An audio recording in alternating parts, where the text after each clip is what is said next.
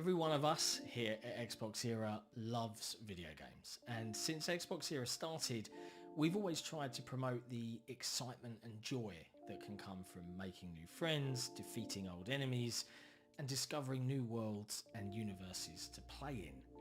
For the fans of Xbox as a platform, and particularly this year, we wanted more than ever to focus on that connection of play that binds us together from all walks and talks of life. As our real world becomes ever more divided and when things perhaps seem bleak, it's encouraging to see so much joy, cooperation and investment in our little hobby. As we went through the pandemic, many of us had gaming as a wonderful way to escape the confines of our four walls and the monotony of routine. For others, it's been the only real way you can be your authentic self. To the developers that had to build those worlds during such difficult times, you have our thanks. Either way, as our lives slowly return to normal and as we head towards the big blowout in gaming this summer, we wanted to say thank you for all the support, for all the games, for all the great discourse and enjoyment we've had so far this year, even when we disagreed at times. For me, personally, all of this reminds me of one thing above all, and I'm really grateful for it. It's really good to play together.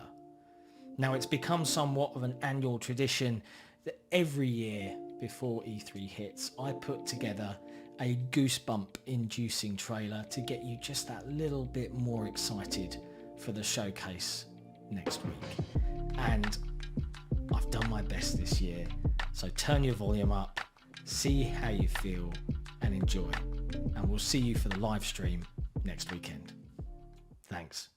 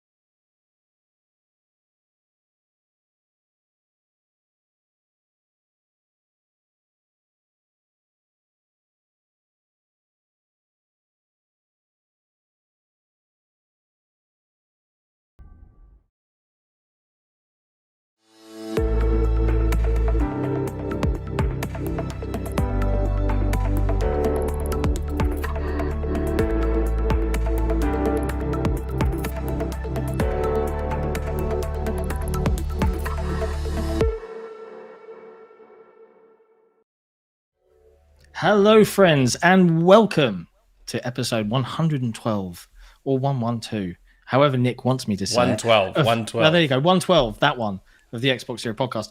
Clearly not an R&B fan. I'm Sika Mechanico. We're back again, and as always, I have with me Special Nick. What's going on? And we're joined once again by the wonderful Taylor. Tay Nixter on Twitter. How you doing, Taylor? How you doing? I am doing well. I got my Maryland flag vest on. Shout out to all the people that live in Maryland that watch the stream or just are XboxEra fans. This one's for you. I don't know what that is. Is that football? You have to help me out. No, it's the state I live in the United States. Oh, okay. Yeah. And I know states. I was like, I wondered if this was like a more celebratory thing. It's usually sport related. I am unapologetically love my state, and I try to always find an excuse to talk about it in professional settings, any opportunity I get. And this, I was like, I will seize my moment today. Well, That's fair hey, enough. the whole of the UK this weekend has been celebrating #PlattyJubes, the Queen's 70th year of reign. That she didn't even roll up to. She didn't even rock up. Sorry, can't be here tonight, but I am 93 or however old she is. But How is she still going? How I think is she still going? the Queen Mother lived until 102 or something crazy. Like when Really? you're ahead of a state, you just pump them full of drugs until they're just walking. HGH. corpses. She's on that HGH. 100% has to be. It's Who the blood knows? of the innocent. We all know. That too, probably. And I am shocked that Charles has not tried to take her out. Well, there's been a lot of conversation. I don't want to get too much into the UK royal family, but because You mean this isn't the podcast episode topic? no, this isn't what we're. This isn't That's what we're right. planning. It's on over talking now. about. Her reign is over. It's over now. There's a lot of discussion about who's going to be the next king or who's going to be the next monarch, and everyone's like, Charles, sorry mate, you're too old. Like, let Will and Kate It won't do be it. Charles. Well, judging be by Charles. Charles, like there was a photo of Charles's hand, and he had like some serious clubbing on his fingers. They looked like they were inflated, which is normally a sign of heart disease or something of like nature. Really? Like it was really zoomed in. It was like he was like wearing a sovereign ring, and it looked like it was cutting off the circulation. It was quite bad, but Sounds painful. royal family, not really my jam. Not really my jam. We're here to talk about video games. And there's lots. We are. There's not a huge amount of news this week, so I think predominantly There is and there isn't. we have got some stuff, right? Yes. But predominantly, I think Yes. this week's conversation is going to be dominated by our expectations. Maybe we'll make a few predictions. Let's have a little discussion because we've seen some Yeah. hot takes out there on the internet over the last few days Yeah. about what will be and what won't be at the showcase for Xbox and Bethesda next weekend. But before we do any of that fun stuff, have you guys been playing any actual video games in the last week? And Taylor, let's start with you. Yeah, so I was recently playing Lego Star Wars: The Skywalker Saga, and I also want to get back and play some stuff on my backbone. I should go install Diablo Immortal and try it on that because I've heard a lot of great things, and I heard that it good. was I heard that it was like optimized for like to play really well with the backbone. I'm not like big on those type of games, but like I am willing to try Diablo Immortal on just because Yeah. I hear how optimized it is for this controller, and also. I don't know. Every time I play Call of Duty Mobile with it, I just wipe the floor with everyone. I was like, this feels like cheating. I am God. I do Yeah. feel like that. I was like, I used to be So that good when true. I was like on the 360 days with like Modern Warfare 2 and stuff. And I was like, then I just stopped playing Call of Duty, and I was like, I remember when I used to be that good. And now I'm just kind of, I Yeah. can barely get a 50-50, like a 50 KD, and I'm just like, ugh. It's too easy. Just play the mobile version on your backbone and Yep. become So true. queen of God. everything. Yeah, Yeah, why like, not? Yeah, I've played Call of Duty mobile with my dual shock controller, and yeah, you just own everyone when you're using a proper controller. You just Exactly. destroy everybody. It's Glorious. off the charts. But touch controllers, who? Be right Oh. back. I'm just installing. yeah, I need but, to feel good about myself. I haven't tried Diablo Immortal yet with a controller, and I want to, but it actually works decently with touch I controls. To played be it completely for honest. 2.5 hours with a controller on PC and on my phone, and it is perfect. It's Okay, way so better I than hear- any other way.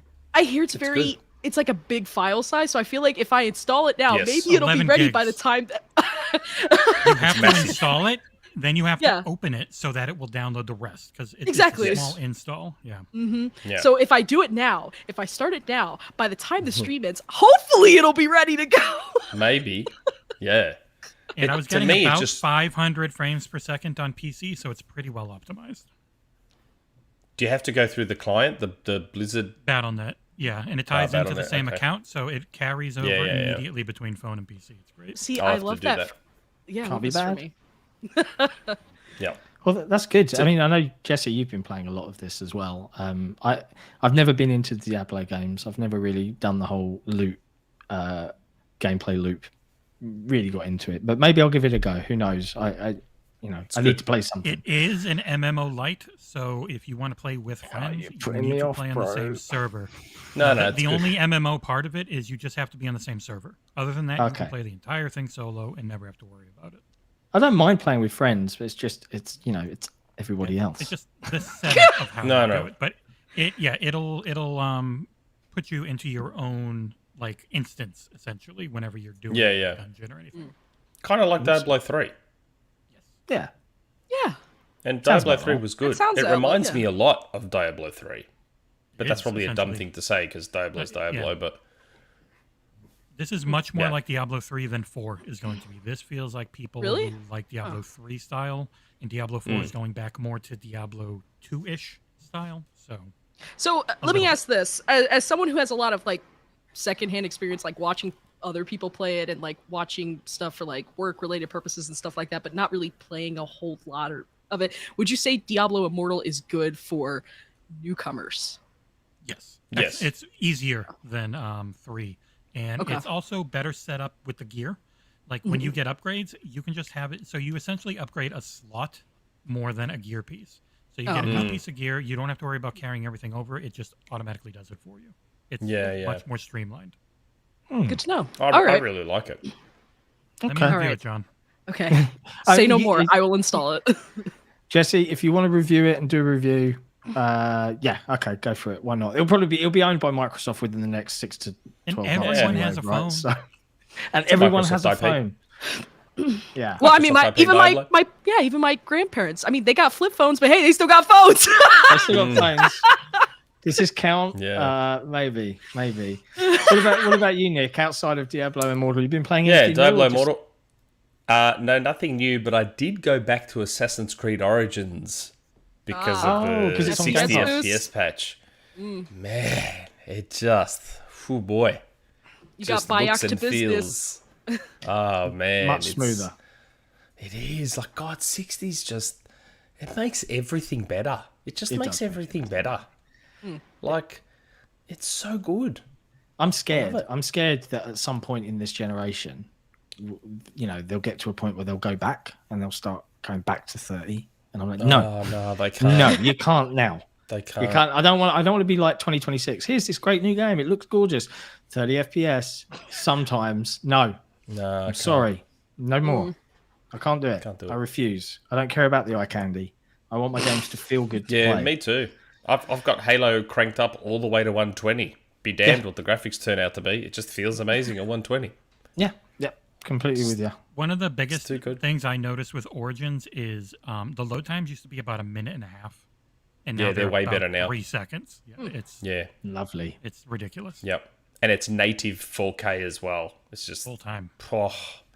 So clean and smooth and we've got it good. We've got it good in the modern era of video gaming. I don't care what anyone says. Smooth like butter, would you say, good. Nick? Yes, very much so. Very much so. Now we've been watching stuff. We've been watching stuff though too. There's been a lot on TV lately. There has been too much on TV, and there's more to come. I saw season 3 of The Boys has dropped. That's got to go on the list. I've got to catch up on Obi-Wan. I have watched that episode, so I don't want to provide any spoilers, but my eyebrows raised significantly during that. I was like, "Oh, Disney, we're going dark." Okay, which I'm all for. There is a lot. It's scary, actually. It feels like almost like there's been some sort of pandemic that compressed everything, and now there's this big splurge of releases. Just boom, boom, boom, boom. Everything's ready now. Yeah, and that's what's going to be for gaming next year. So next year is insane. And I feel as an Xbox centered show that we probably say next year is going to be insane quite a lot. We do. Unfortunately, wait for the two words. Wait for are like. Man, the most common lexicon there is. Wait in for. an Xbox fan's life. Yeah, wait for the next show. But hey, there's a couple of other things to talk about, and seeing as the Xbox show is going to take up the meat and potatoes, before that, should we? And I don't think it's on the list, but I'm going to. Oh, it is on the list. Should we have a quick chat about Sony's little state of play? No. Nope. Oh, we are no. Remember, I said we're doing things a bit differently today. Oh, okay. So, you want to do? You're going to start off with just the rumour mill straight out the gate. Yes, we're going straight to the rumour mill, and it's funny. I just got a DM from Tom Henderson. Looks like it's time to do the rumour mill, but super chat before we do that. Somnia. Okay. Hope you're all having a great weekend. I'll start us out with non-gaming related. How was Bark Social, Taylor? I had a lot of fun. It was very enjoyable. Pet a lot of cute dogs, had a very huge pretzel that you can go see on my Twitter account. I was not expecting it to be that big. It was apparently a pound, and I didn't realize it was until after I ordered it. And then when the woman handed it to me, I was like, I got so scared. She's like, yeah, it's a little big. I was like, you're being modest here. But 10 out of 10, really fun. Had a lot of good drinks. Had a good pretzel. I'm saying that mostly because I pet a lot of cute dogs, and I love dogs. So. Yeah. That dogs was like an easy 10 out of 10. And the pretzel only cost me like $10. So like $10 for like a pretzel that's the size of my head. I mean, my head's not big. I mean, come on, that's a pretty bang for the buck right there. So. Oh man, now I really want pretzels. I'm sorry, it was a nice fresh one, soft pretzel. Yes, and it was fresh out of the oven too. Mm-hmm. I had some like beer cheese with it. I was living my best life. I'm stuck here. It's like nearly midnight. You know, I've got no pretzels. Never mind. We've got a rumour mill, and I guess that means then, dear Nick, that Jesse gets to press the button first thing in the show. Boom. I guess he does. Yeah, straight away we get to go with a button. All right. Now that guy's not going to be able to ask us 500 times in a row in chat if there's a rumour mill today. And there's Tom Henderson. Good time. Hello, Tom. Pressing the button now. Rumour mill. We've never heard that before. It's the rumour mill. Things change, we can't be sure. It's the rumour mill. You know they may not come true. The XboxEra Podcast is not responsible for websites presenting these rumors as facts. Well, Nick. Okay. What's the rumor? So I know it's a bit strange that we're going with this so early. Many of you have seen Tom Henderson is the chat. Tom is part of the reason we're doing the rumour mill early. So this, you know what? Let's call this a collaboration. Let's call this rumour mill a collaboration, which is interesting given it's the 112 episode. A lot of great collabs in R&B. 112 has done many of those, like with Jagged Edge, Boys to Men. You know, all those amazing R&B bands. Can't believe you don't know any of them, John. Disgraceful. Anyway, so as this is technically sort of a collab with Tom Henderson, you can probably guess the topic is Battlefield 2042. So someone reached out to me with some Battlefield stuff. And of course, who else am I going to run that by if not Tom? Because who else knows more about Battlefield than Tom? So I was sent a couple of screenshots, which I can't share. But there was some data mined stuff with Battlefield 2042 because Season 1 is coming up. So I did run all this stuff by Tom, which I believe he'll be doing an article very soon, which is why I'm doing the rumour mill earlier. So I was told by this source who reached out to me with these screenshots, which we can't show. But Jesse, can we show the other data mined ones? Are we showing them? So he can press the buttons. There's been some data mined stuff with 2042, and there's I've been told that the trailer for Season 1 should be June 7th, with a launch for June 9. So I ran that stuff by Tom. I showed him the screenshots, which I'm not allowed to share. But part of the trailer apparently, or I think there's a couple of trailers. There's this Did you open one note? gust. Yeah, you've turned into a robot, my friend. Take a screenshot with your phone and then have it next to you, or buy another monitor. I'm sorry. Yeah, Am I still a robot? as someone who has Good 2 now. monitors, I endorse a dual monitor setup. I want 3. I Yeah, kind of want 4, but I'm still trying to figure out the logistics here. But I might make it work. Sorry. Am I Yeah, still for a anyone robot? watching, that's You're the good, audio you're that back. happens when Nick tries to open OneNote. For some reason, it just misses. I know, I can't help it. So, because now I'm reading blind. Or I'm not reading at all. So, the trailer for Season 1 is supposed to be June 7, which is only a few days away. With a launch of Season 1 for June 9 is what I was told. There was... I got a couple of screenshots from the trailer. And I'm going to do it on my phone now because I can't have OneNote open. But Tom has seen these. There's I think a class or a character in this season called Angel All-Seeing Eyes, I'm told. It's a specialist skin. I got a screenshot which is inside like a broken, abandoned giant plane. It looks like a big tunnel, but I think it's inside a plane, which you should be able to see in whatever Jesse is showing, I think. But my screenshot is from the game in that. And the trailer apparently has like a moment with a grapple hook and someone grapple hooks a plane and they get dragged along or something. And I think they tried to create or recreate almost like a Star Wars trench run moment in this trailer. I'm going to pull it out now. You guys, with the whole robot thing, you guys have now made me pull out my phone. But of course, I ran all this stuff. I ran all this stuff by Tom, because Tom is the Battlefield person, among other things. And he's going to be soon publishing an article. So I think most of this stuff, I believe he's been able to verify. I have not seen his article, so I don't know what it's going to say. But yeah, so that's the Battlefield stuff I got. I'm trying to see if there's anything I missed. Oh yeah, apparently a lot of the cosmetics in this battle pass are really, really cool. They go a little bit out there, like not Fortnite wacky, but out of the Battlefield comfort zone, I guess. Interesting. Is That the will way probably to get a lot describe of horrible feedback and vitriol. Probably. Yeah, so that's the trailer. Yeah, trailer on the 7th for a launch on the 9th. I think that's about it.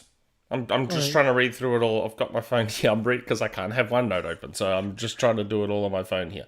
So yeah, I think that's all the info for Battlefield. So for those looking forward to Season 1, it should be June 9th, and a trailer or 2 for it on June 7th.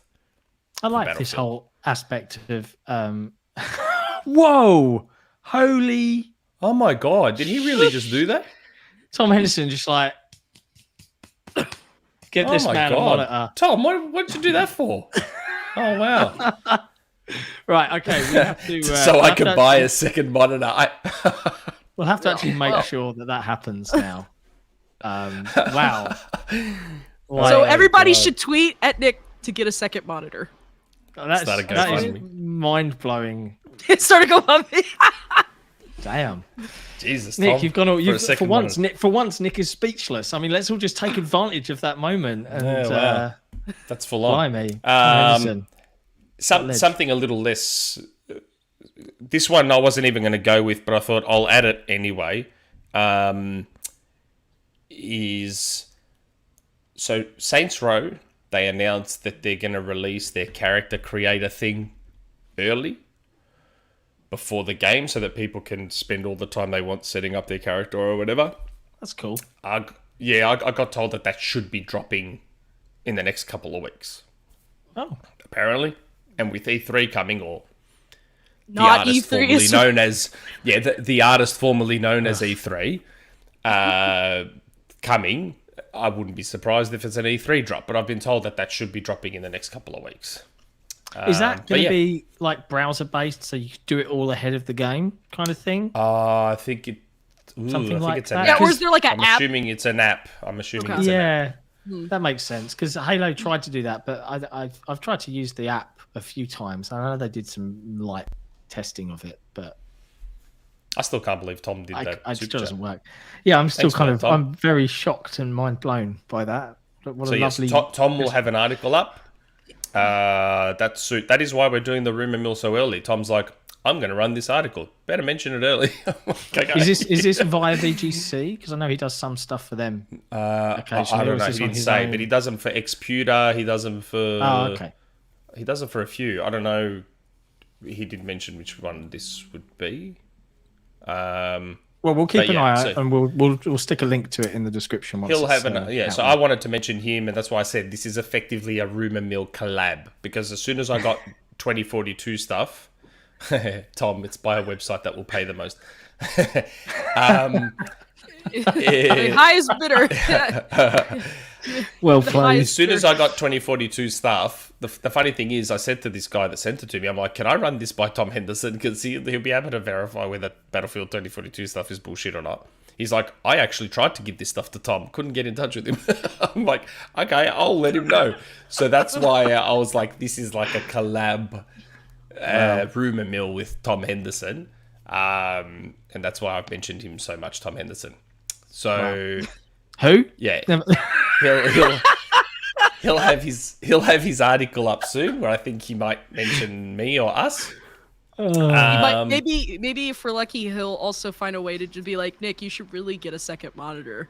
I don't know how he's going to work it in the article, but if he can do it, what I really need is a new computer. I need a new computer. All right, don't take the piss. No, I'm not saying that. I'm saying as in. Because even if I have two monitors, I don't think that would affect that's going to change the robot thing. No, it's a CPU hog thing going on. That's right. For some reason.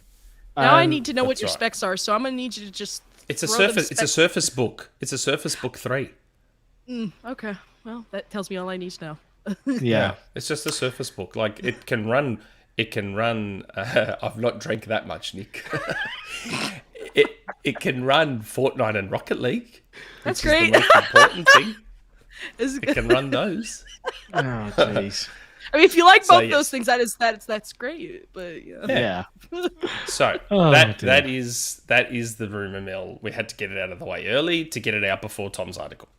Cool. Thank you, Tom, for helping me verify that stuff was not fake. But both Tom and I cannot release those screenshots because someone will get in big trouble, which is why I described the screenshots. Like that angel person and the tunnel thing. I had to describe. I was allowed to describe but not show. Yeah, so makes sense. Wait, okay, so let me ask this. I mean, could you have maybe drew a picture, or is your drawing skills good? No, the stuff that Jesse showed... Podcast Pictionary. Like... The stuff that Jesse showed, both those screenshots, so one of them has that aeroplane tunnel-y thing in it, and then the other screenshot has that 3 Splinter Cell Eye thing, operator thing in it. Okay. I'm just pulling your leg, by the way. I don't know. I kind of want to see if we can get up with some sort of collab Pictionary thing for future Rumourmills when it's not allowed to. But the Surface Book 3 will probably crash, so maybe it's a bad idea. Yeah, I'll have to invest in a new MacBook Pro, I think. Get yourself one of them M1 MacBooks or something. Oh man, proper computer. Tom Henderson himself put out a flip book of a Battlefield 2042 trailer before the game was announced, where he literally drew what he had seen because he couldn't show it. Really? Amazing. That's funny. I love it. That is funny. I love it. Oh right, so, okay. Yeah, That's the Rumourmill. Boom. Had to get it out of the way early, folks. Yeah, it's nice. Well, the podcast views will be maybe front loaded this week, but we'll see. Yeah, very much so. So, okay, look, before we get into the meat and potatoes, which is going to be all about the Bethesda Xbox showcase next weekend, Sony had a show, the State of Play, Thursday. It was a good show. Yeah. Half hour, short, sweet, to the point. Couple of things we've seen before. Short, sharp, and punchy. Lots of good showings, especially for horror fans, I felt. You know, a smorgasbord of Resident Evil. Callisto Protocol looks very, very nice. Resident Evil 4 remake, Nick. How did you know? Oh, was Resident Evil 4 remake there? that was a good guess. You took educated guess. That was a good stab in the dark, that one. Taking shots in the dark and taking dubs out of it. I just, Applause for Nick it here. was due. I felt we were due to hear about Resident Evil 4 Remake. I mean, yeah. I mean, I kept hearing, like, even with like that report from Fanbyte, they were reporting that, Imran was saying in the report that was like released a few months ago that it was probably going to be announced this year. So, Yeah, and he was they were due. They were due. It was long overdue. And so happy about Street Fighter. I was so happy to be wrong about Street Fighter 6. God. How are we feeling about the literal streets of Street Fighter? How are we feeling about that? Yeah, but okay, all right. Hold on. Let's just keep talking about Sony's show overall before we delve into Street Fighter. Okay. So, because I could talk about PSVR too. Yeah. Yes, that's right. So I think the show was quite strong for a state of play. Mm-hmm. For a state of play, because this is the thing that people tend to struggle to differentiate. So I put out a take that said I thought that was really strong for a state of play, and everyone's like, "What? That was garbage. There was no exclusives." I'm like, but I mean, if you're only going to measure a show on whether the games shown are exclusive or not, then how is any show going to live up to the hype of anything? Like, most would struggle. I look at the quality of a show based on just the games being shown, whether they're exclusive or not. Like, Resident Evil 4 Remake is going to be an amazing game. Yep. Street Fighter 6 is going to be an amazing game. Like, if it's not exclusive to PlayStation, the fact that it was shown at PlayStation's show and it's not exclusive doesn't make the announcement suddenly suck. No. Like, and they were very upfront about what it was going to focus on. Like, it said it in the blog. It said it in at least 2 tweets. They told they're very upfront about what their what presentations are going to focus on. And then people get upset when they don't do X, Y, and Z. I'm like, they said what they were going to do. I don't know what else to say. I know. They've set expectations, people. Like, they've done that for a reason, so that you don't have an excuse to go back crazy in the chat, etc. It's actually one thing that Microsoft took a while to learn. To set expectations properly. I'm glad that they are starting to do that, though. They are now, because Aaron Greenberg was like, he hyped up that May show last year or 2020? 2020. It was the 2020 May first gameplay on Series He hyped up that May show like it was going to be transformative, and then it turned out to be nothing. And I think they learned their lesson, where Sony's kind of always been like, yep, state of play, it's about Gran Turismo. Yep, state of play, it's about Horizon Forbidden West. Yep, state of play, it's indies.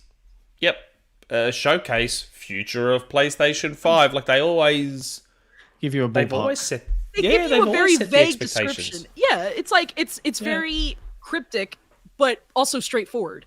And I'm glad that they do that. I mean, that still doesn't stop people from getting upset when this game wasn't shown or that game wasn't shown. But I was like, people can say what they want, but you know what? I can appreciate the fact that Sony is always transparent about what their upcoming state of play is going to do. And then they don't just mention it once, they'll mention it a few times before the show starts. So, like, hey, you guys should maybe keep those expectations reasonable, but, to each their own. This is gaming. I thought, and again, I think people confuse. Sony at this point have 2 things: state of play and showcases. The showcases are the big ones. The state of plays are the little ones. So I thought for a state of play, it was quite good. Yes. I thought it was really good. Yeah, I agree. And I mean, I'm not a big horror fan, so, I've been told I should definitely try Resident Evil 4 because apparently it's an all-time classic. I've never played it, so maybe that's a Don't play it now. Don't play it now. No. If you're going to play it... Well, okay. Well, I mean, if you're gonna play the original, play it on PC with the HD, with the HD remaster project. I forget what it's called off the top of my head, so forgive me. Please don't come for my neck, guys. But play with that. That's like one of the best ways to play it. Or play the Wii version. That is also one of the best versions. Or if you have a Quest 2, play it on Quest 2. I know it's not technically the same, but it is still the original. Would it run on the OG Quest? Nah, just a Quest 2 exclusive, sadly. I know, I'm sorry. The original just isn't strong enough. It's just not powerful enough to run it, so they had to make it exclusive to the Quest 2. Okay. So, but those are in my opinion. Oh, go ahead. I was saying, as someone who wasn't a huge fan of it originally, like, it was okay, but I really didn't like the way it controlled. Playing it on the Quest 2 is awesome. It's fantastic. It is. It would be. It is one of the, in my opinion, that along with the PC version and the Wii version, in my opinion, are the best ways to play Resident Evil 4, the original, because the remake hasn't come out yet. But okay. Also, I have multiple monitors, Nick, for context. But I mean, hey, if you want an ultra wide monitor, go for it. Yeah. Oh no, sorry. That is my bad. I don't lose these super chats. Yeah. I'm copying and pasting them into our private chat because I don't want to lose these super chats. That's so right. One of them was for you, Tay, multiple monitors or stupidly wide monitor. I think it depends on everyone's personal preference, but for me, I personally like having multiple monitors. I know ultra-wide monitors can do exactly the same thing in certain concepts and things like that, but for me, I like the idea of having two. I don't know. I feel more productive when I like sit down on my desk, like, wow, look at these two monitors. I feel like, I don't know. I feel like I could turn air into gold when I I just sit at my desk. I'm like, I feel really good about myself. Well, I can only show that, but I'm all about. That's my setup that I'm sitting at right now. Yeah. So I have the super ultra wide monitor with a secondary monitor there, because you're absolutely right. It's great having all of this real estate, but sometimes you want to dump an app over onto the secondary thing and still have all of the real estate here. So definitely agree. Exactly. Yeah. So yeah. So we were talking about horror games and Resident Evil 4. So Resident Evil 4, if I were you now, since it's been so long, I would just wait and play the new one. Because the thing with Resident Evil 4 is OG GameCube Resident Evil 4 probably doesn't hold up. Because of it's a tank control, so you can't run and shoot, basically. That's why the Quest 2 version is better in that way, because it alleviates a lot of those problems, like especially like because another thing that makes it hard for me to go back even now after I played, because I reviewed it, Resident Evil 4 VR. So when I went to go back and play it on a different version, I think the PS4 or maybe it was a PC version, I can't remember off the top of my head, but I was like, I can't move. So then I pivoted back to Dead Space because I was like, I can move in that game. So that is one thing that just holds it back. I feel like, in my opinion, I think it has aged mostly well, but again, the tank controls definitely make it hard to go back, especially if you played and beat RE4 VR. So I feel like in this case, maybe you should wait, but I also I don't know. I really like Resident Evil 4 VR. It was the game that got me to become a Resident Evil fan. It was my first Resident Evil game, but I also know it's not perfect. It is not perfect. Resident Evil 4 VR was your first? No. Resident Evil 4 for the GameCube was my first. Oh my god! I was about to say what? Well, I mean, I've got my old Quest sitting there. Maybe I'll bundle it up and look at getting a new one and swap it over at some point. But the thing is, if I know I'm already a giant wuss when it comes to horror, right? I'm just being candid. That's what I am. Giant wuss. VR horror? I mean, we're going from one extreme to another it's here. It's not scary. I don't think it's scary. I said, like, in my review, I had said that there was tense. A few... it feels more tense. And, like, there's a few instances where my fight or flight went up. Like, the regenerator, like, seeing that for the first time with my headset on, I was like, oh, it's right there.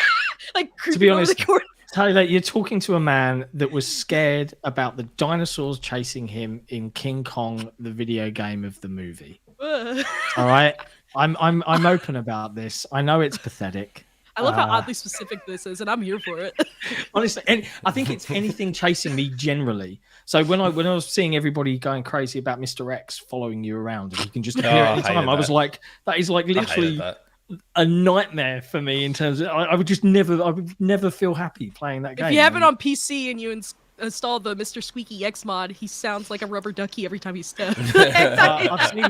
I've also seen the Thomas the Tank Engine version of that, which is taking the horror limits for me. I don't know, maybe one day. But we saw lots of Resident Evil at the show, including VR content for Village. And we saw PSVR 2 content for Horizon, which was Call of the Mountain. Yes. Which looks a little bit like Crytek's. Was it Crytek that did the Climb, which is just called Climb? It looks a little bit like that with some combat and stuff thrown in. So I have a feeling there's going to be lots of artificial VR climbing going on. Well, I mean, it cool. seems like that climbing will be more expensive than the climbing in normal Horizon Forbidden West or Horizon Zero Dawn, which is a good thing. Yeah, definitely. But overall, really good show. I think the game that I really liked the look of was Stray. Yes. Oh, I'm very excited Because for I the love cute cat cats. game. Yeah, cute cyberpunk cat game. I worry that it might get a bit boring, so I hope it's a nice short and sweet one. But I don't think that's full on exclusive, right? That's timed, so maybe we'll It's see that on Annapurna, Xbox. so I'm going to assume it's timed.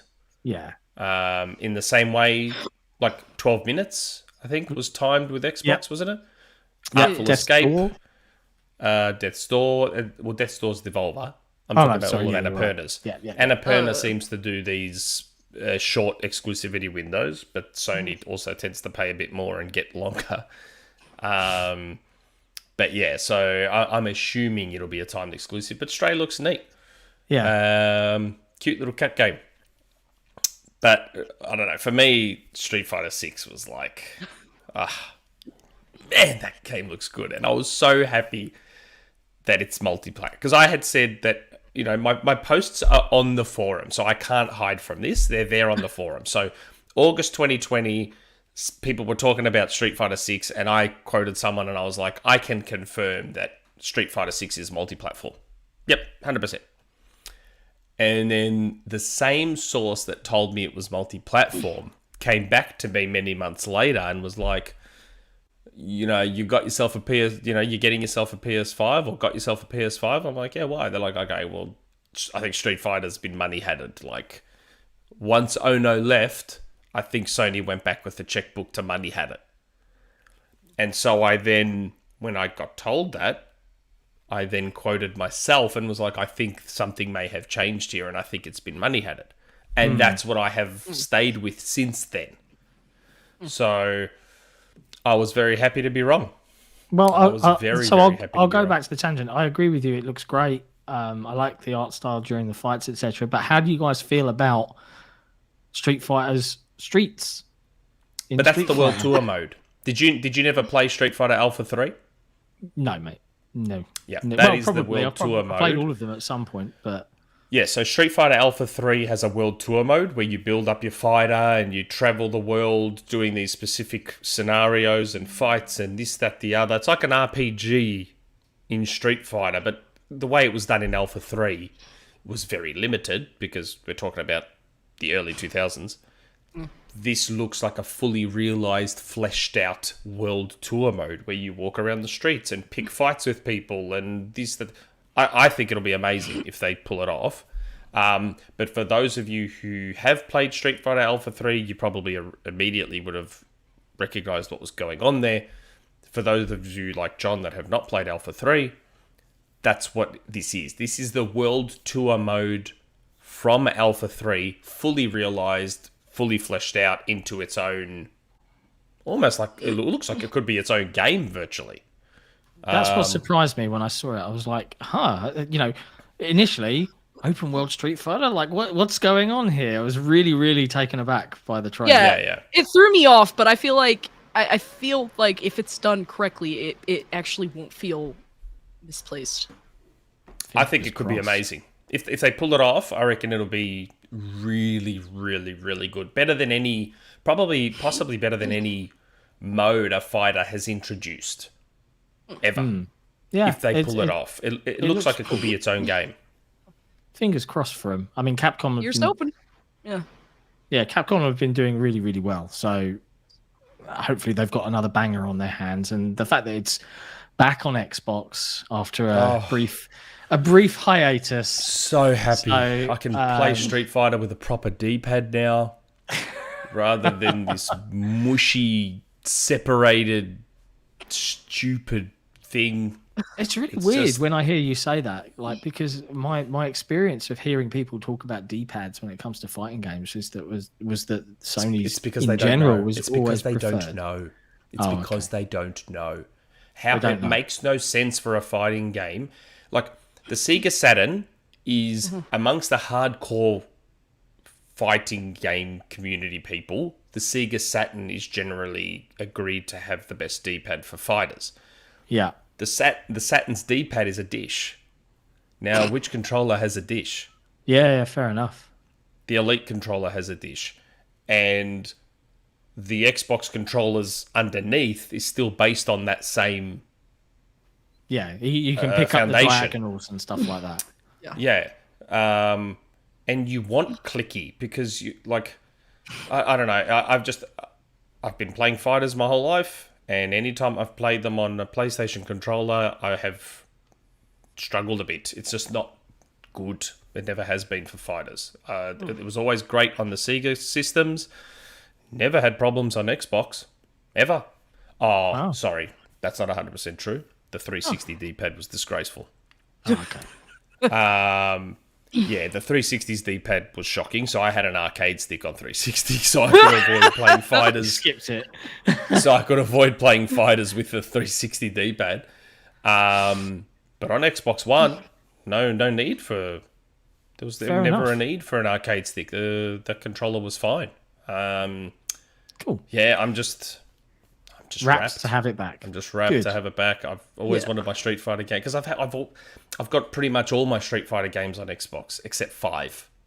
So I'm also secretly hoping. I'm also secretly hoping that maybe Microsoft is working with Capcom behind the scenes to get a port of 5 over. I know that's wishful thinking, but you can dream. Look at how Sony organized the port of Ultra Street Fighter 4 for PS4. So I'm hoping that maybe Microsoft can work something out to get a version of Street Fighter 5 onto Xbox. I'm hoping, but again, that's just my OCD talking. That's just my OCD talking because I want all my Street Fighters on one platform. That's right. So I'm gonna chuck a brief tangent at you here. So first of all, I'm just gonna or suggest to you to pick up a super chat that we missed that went back a little way. I think Anthony Lacante tried to do one and missed it. Yes, and then he did another one saying, "Hey Nick, any possible info on Gears Collection or a Gears 2 Ultimate Edition, sort of like Gears 1 back in 2015?" Well, I mean, yeah, the cat's sort of out of the bag on that one. I mentioned a while back when Taylor was on last. Yeah, we've come full circle. Yeah. That's right. I mentioned about a franchise that is supposed to be getting the Master Chief type treatment, which is Gears. I mean, everyone was guessing Gears or Fable. It was going to be one of those two. Yeah. So yeah, that's the info. I haven't been told because I've seen a lot of people that have sort of spun this as if I've said it was coming at E3. I never said when it was being announced or when it's releasing. All I said was that it's supposed to be in the works. Yeah. I don't know if we'll see it at E3. I don't know if it's due in 2022. I have no idea. I mean, it makes sense to me that this is going to be kind of like a running experience to get all the development team. I know they've been working with Unreal 5, right? If they were going to do this, I mean, one would presume it would make sense that they take all of the finished games, they port them over to Unreal 5, they put a load of bells and whistles in and package them up in whatever format they feel is best, right? I mean, that's what makes sense to me. But we don't know what's happening. We just hear that there's a collection of those titles coming. That's it. I'm just checking. I know. I'm wondering what I'm supposed to say here. That's all. Because I already got in a little bit of trouble for even mentioning Gears at all, so I don't want to then mention something else and get in more trouble. I guess all I'll say is that in terms of what this is supposed to be, don't expect it to be just a packaging up of like the 360 titles. Yeah. That would make sense. The BC titles that we already have out there, just being bundled together and sold. That's not what this is meant to be, as far as I know. Okay. Yeah, because I've just seen some commentary out there that seems to allude to that fact that it's like, why would they do that? The games are there. Like to me, like the first thing I said when I was told about this, oh, Gears collection, the first thing I said was, why? I'm like, why? That makes no sense to me. Gears 1 Ultimate Edition exists. Gears 2 and 3 are BC and enhanced and look amazing. So why this seems like an odd thing to do. So without me saying what I was told, what's the next logical conclusion you can come to?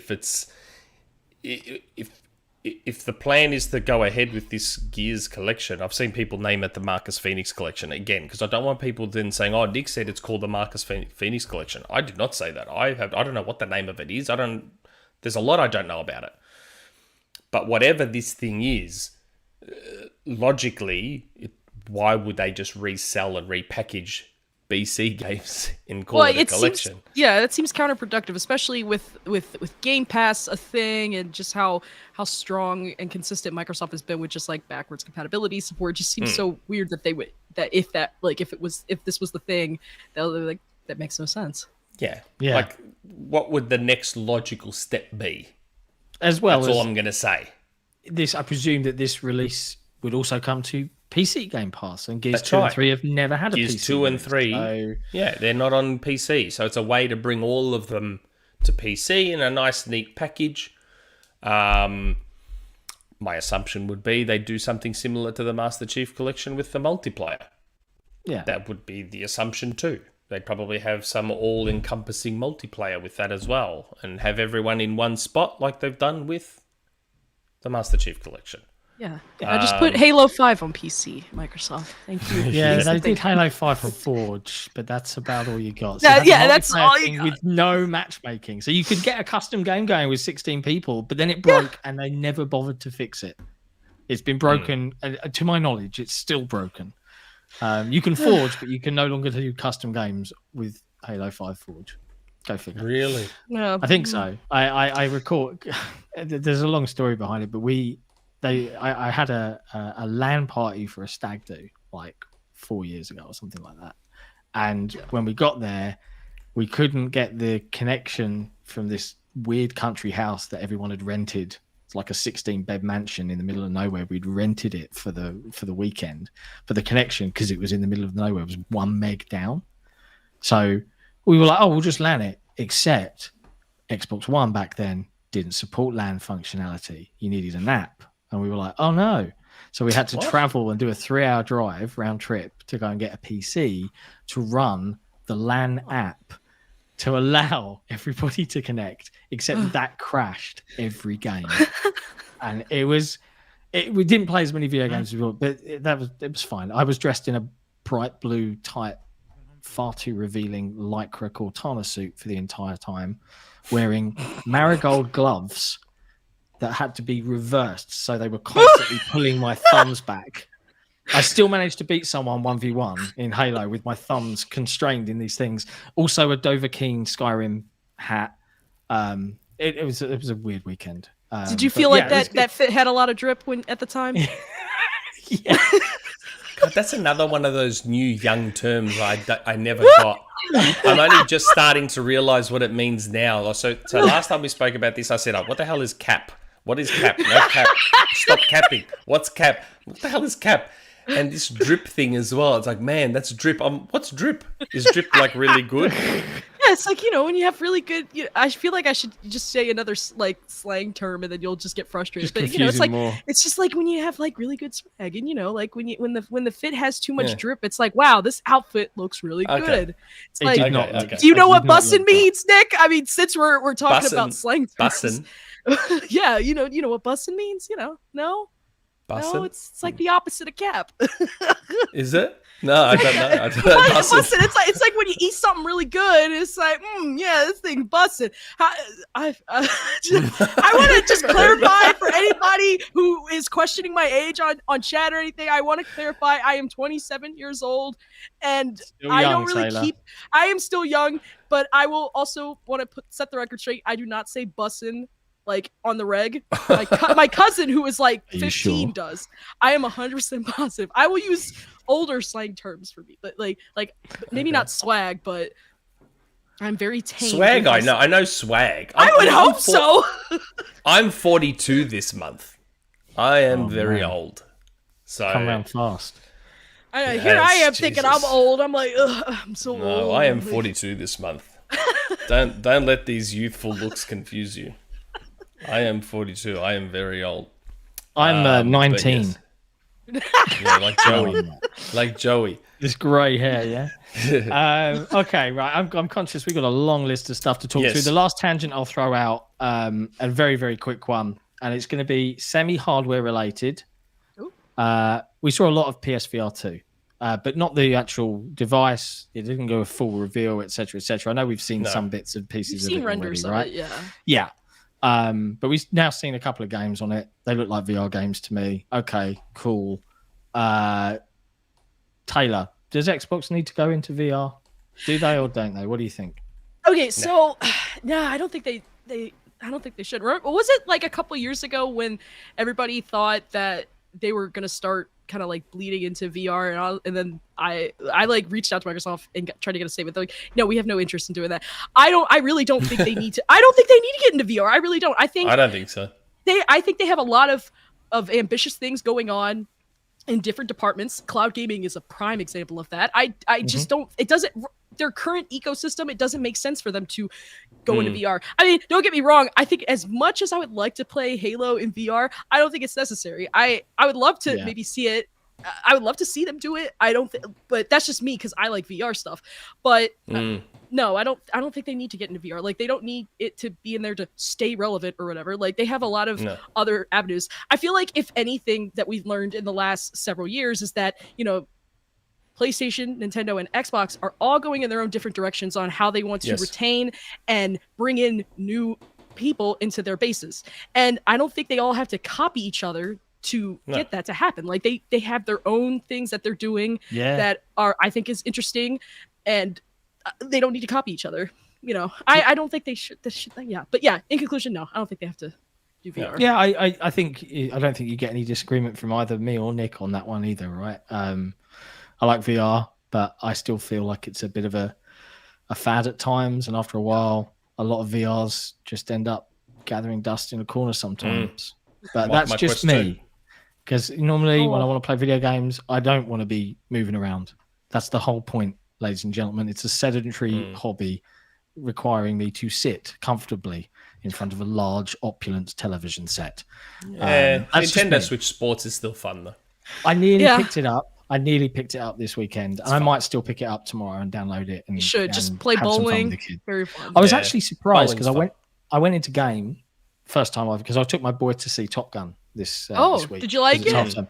I loved it, right? And I went getting rave reviews with low expectations, and I was very, very impressed. A little disappointed at the lack of homoeroticism, but other than that, a really solid film, genuinely incredible performances from the cast, particularly Tom Cruise. I mean, the cruise missile, he just doesn't miss, it seems, at this point. But great actor. He actually made crazy person, but great actor. Yeah, he made Maverick a real character, and there were some really, really touching moments throughout the whole film. But what blew my mind was, I was on edge of my seat during some of the combat sequences with the actual jets. Like, I was like, this is really He was cool. flying. I know. That was him flying. I know. I've seen it. It's bonkers how they did it all. Very impressed. Very, very cool. Surprisingly, one of the best films I've seen this year so far. So, hooray for Top Gun. But anyway, that's a random tangent, and we've got enough to talk about. Yes. God, heaven forbid this podcast goes for 3 hours. So, I mean, hey, I got nothing to do. Look, I cleared my schedule. If we want to go 4 hours, does the chat? Do you want 4 hours? Don't tell Nick this. All right, he will. If we let him off his leash, he will just go on and on, and on stuff. Every 200-pound donation adds on another half hour of time. No. We can't Henderson? leave the Sony show yet. Okay, go on. What have we got? Arguably, while we were talking about PC, we'll be playing Spider-Man. In what should be no surprise to anyone, like, this podcast has been trying to warn all of you for a long, long time. Expect all of Sony's games on PC. And people were like, not Spider-Man. No, Spider-Man as well. Like, Last of Us, Spider-Man, God of War, it's all going to come to PC. We've been telling you this for like 2 years. Like, it's it's all going to come to PC. I mean, John, how many times just in the last month have we said Jim Ryan's going to do this slowly? It's just going to come very incremental. I mean, there's nothing. I mean, I've seen people get upset about this. I don't know why you would be upset at more people playing a game that you've been able to play since 2018. Well, that too. And, to that regard too, I just feel like, it's always important. I mean, as I understand the whole thing about like console exclusivity, and you can make a compelling argument for that, but also too, like, I don't see what's wrong with putting stuff on PC. It's not like they're like, oh, Spider-Man Remastered's hitting Xbox Series X. You know what I'm saying? Like, if it allows more people to play the game, what's the problem with that? If it allows the game to sell better, like, I'm sure there's a few examples we can think of off the top of our heads. I'm not saying Spider-Man is one of them, but Days Gone perhaps might be a good example of that. Like, so I feel like if this helps increase the chances for possibly more games in that series to come out, why not encourage a PC port? And when we saw how much they reported with how much the PC ports have made, or specific ports or something like that. Like when we saw that money that was coming in, I was like, and these are older games. I was like, these aren't games that came out like this. So I was like, clearly Sony understands there's a market for that, and they acquired Nix's to. To do all these ports. That's what I'm saying. Like, I was like, it's quite clear that they are shifting in that direction, and obviously they're not going to port everything like day one. I feel like it might get to that point. Not right now, but not now. A few years. It's a slow burn. Yeah, it's a slow burn. You got like Microsoft had to do since they made their actually Xbox is a platform. We're going to treat them the same, and there was a similar, not as virulent, I don't feel, reaction from those hardcore console warriors, but there was that reaction. But a year later, okay, this is the norm. Cool, all right, I get more people to play with. I get more investment into the games that I love because they're selling more and yada yada yada. It just makes sense, like, because at some point now you've opened the floodgates on and you've built your consumer base on PC. You're going to get to a tipping point where you're like, but actually you're second-class citizens and customers to us, so you're going to have to wait 2 years because we've got to look after these guys first. Why? Why would you have to do that? What difference does it make if they can play it now or in 2 years? Because a console player will play on console and a PC player will play on PC.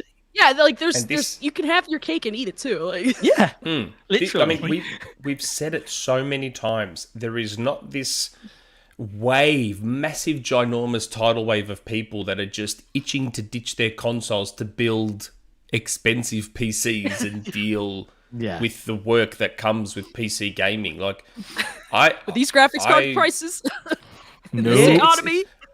Like, I never understood that. Like, PlayStation's hardware sales aren't going to be affected by their game, even if it was day and date.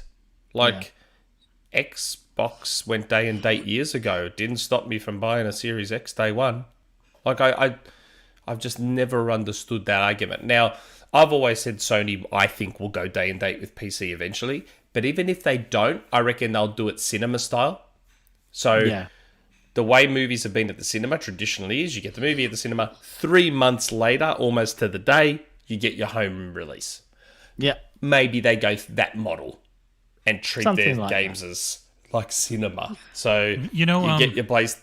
Well, oh, sorry. There was one other thing you had mentioned earlier, which was they're being very cautious about how they say it and how they go through. Yeah. Because they showed Spider-Man remastered in the trailer, but they only mentioned, Miles Morales is coming in the fall in a blog post. That's right. Yes, they did. That's right. Yeah. Like when I read that, I was like, because I was wondering that. I was like, are they going to port Miles Morales to something? And then I saw the PlayStation blog post, and I was like, I was just sipping through it. I was like, oh look, Miles Morales is coming to PC in the fall. That's cool. They are being very careful. That's what I'm saying. Jim has to be careful because he is aware of these hardcore fans that lose their minds over this kind of stuff. I've seen all the viral videos on Twitter of people, I hate you, PlayStation. How could you do this to me? Like, you guys can't be for real. Like, a lot of that I feel has like to be some of trolling. it can't quite be for real. Like, some of it is a persona. It's got to be. It has to be. That's what I'm thinking. Yeah, but yeah, this is a good thing. Like, it's again, Xbox games have been coming to PC day one for years, and it has not affected Xbox console sales. Xbox is selling better than last generation. It doesn't affect console sales. I also want to point out too, because I saw I'm Grant Stoner, a friend of mine. Shout out to Grant Stoner, by the way.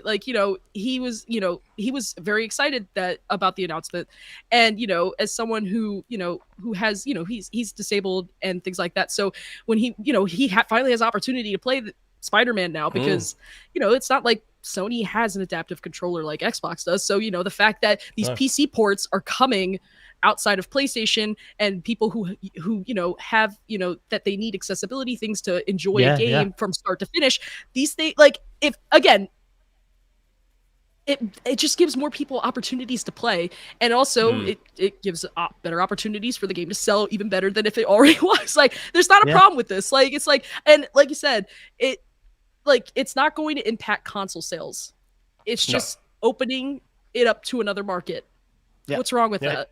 There's nothing wrong with that. And interestingly, you brought that up, and I just wondered in the back of my head, right? You guys, I played God of War on PC briefly, and it supported my Xbox pad and had my Xbox buttons. So one would presume that Spider-Man would recognize my Xbox pad, and we'd see Xbox. Such a paradox in Spider-Man, and it's like, okay, cool, good, but equally, I think the DualSense has become quite prominent now on PC, and the DualShock, due to the PS4, became more prominent than the 360s always used to own the sort of PC controller pad market.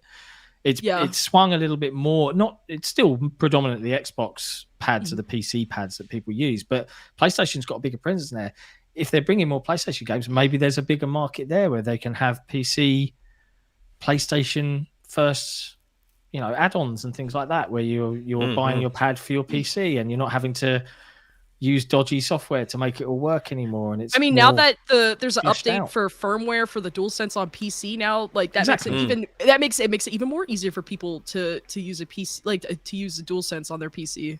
Exactly. And, in the end, the angst always came from the idea that, why would I need to buy a PlayStation? That's because you got to remember, in that console warrior space,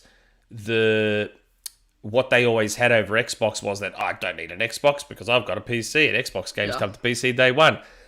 What do they say? The goalposts shift again. The goalposts are going to be picked up and moved.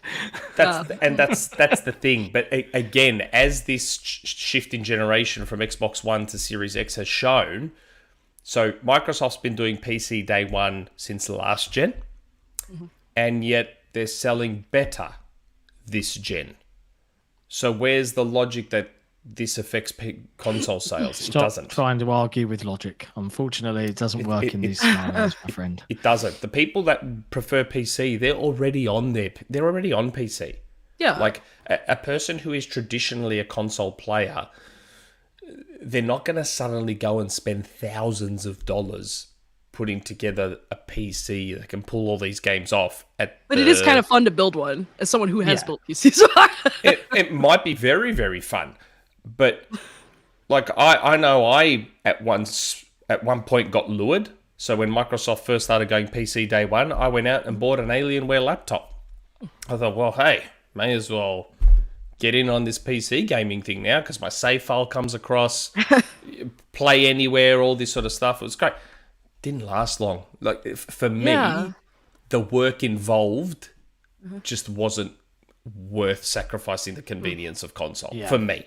There is nothing worse than loading up a PC game and playing, and then seeing a ding crash, and seeing a weird 0xEFDDD7 error, memory blur, and you're like, what does that mean?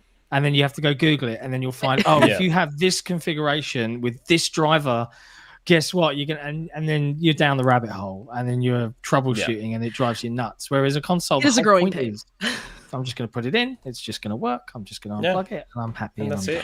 Here's the one thing, though, that because I didn't think of this until Ghostwire Tokyo came out, and a lot of people were having issues running it, and then they were we did a video on kind of how to better optimize your experience, I should say. And I remember somebody had said, they're like, that's the reason why I play on console, so I have to worry about this stuff. I thought this was a PC problem. So let me ask you all this. Since there seems to be somewhat of that shift this gen with consoles kind of offering different graphical options, performance options, things like that, would you say, what are your opinions on that? What are your thoughts on that? Because Great.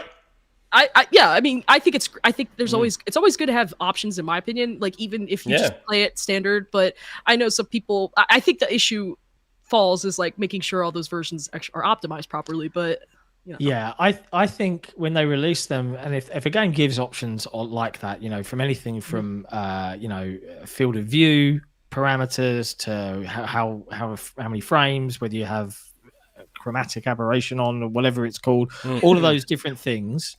I like that. I think that the default out of the box experience should be the one that is super optimized. And if you're going to fiddle with sliders on a console game, that the game should probably say it should still be as optimized as it can be. But you know, if you're going to try and whack up everything or go to that extreme, that it will cap you or it will give you limitations. And a lot of them do. They'll give you this performance versus quality. What do you want? Do you value your frames per second, or do you value your pretty eye candy? And that FPS. brings it down to a very simple console player level. And hey, I'm a console player. That isn't an insult, right? Yeah. I want my frames. Thank you. Great. We'll tweak all the settings to make sure that this performance mode is exactly as it should be. I hope that continues. What I am scared of, I think we were discussing in the pre-show, is that as developers get more to grips with this current gen hardware, that in 2025, 2026, we'll suddenly see this flip back to 30 with no more performance options. And if that happens, I will be very upset. But that won't buy those games. I won't play those games. I think we are past. I wholeheartedly think we are past that, honestly. But touching all of the wood right now. I mean, you know, we'll see. I mean, we'll see. But I think we are past that. I hope so. And I want this trend of going back and improving older games to continue, like Assassin's Creed Origins. Keep doing that. Well, I think that is going to become, because of the switch away from stuff like the Cell or Power PC type hardware, and we've moved into this kind of just, you know, what's it called? 64. I can't remember the architecture. X86? No. That's an old school X64? I can't remember. But the nutshell is I thought it was X86. I could be wrong. I don't know. But the nutshell is it's all basically slightly customized and tweaked, but it's off the shelf PC hardware with a unified way of operating that's been tweaked to perform at max for a console, right? And the benefit of that, and you saw Microsoft kind of going, yep, okay, we've screwed this gen, but we're on this hardware train now, so we can make sure as we build forward that we'll bear all this old stuff in mind. I have zero doubts that everything that can run on my Xbox One or run on my Xbox Series X now will be able to run on whatever future device Xbox makes, because that seems to be the way things are going, and they built for that future. And you saw it with some of the later releases, especially on Xbox One X, where they were aware of, we'll give you this resolution scaler, so when the scene's not running at full, we'll drop it down, knowing that when the hardware came along, now good news, this game knows that this exists and its cap is much higher, so it was just run at full 4K now.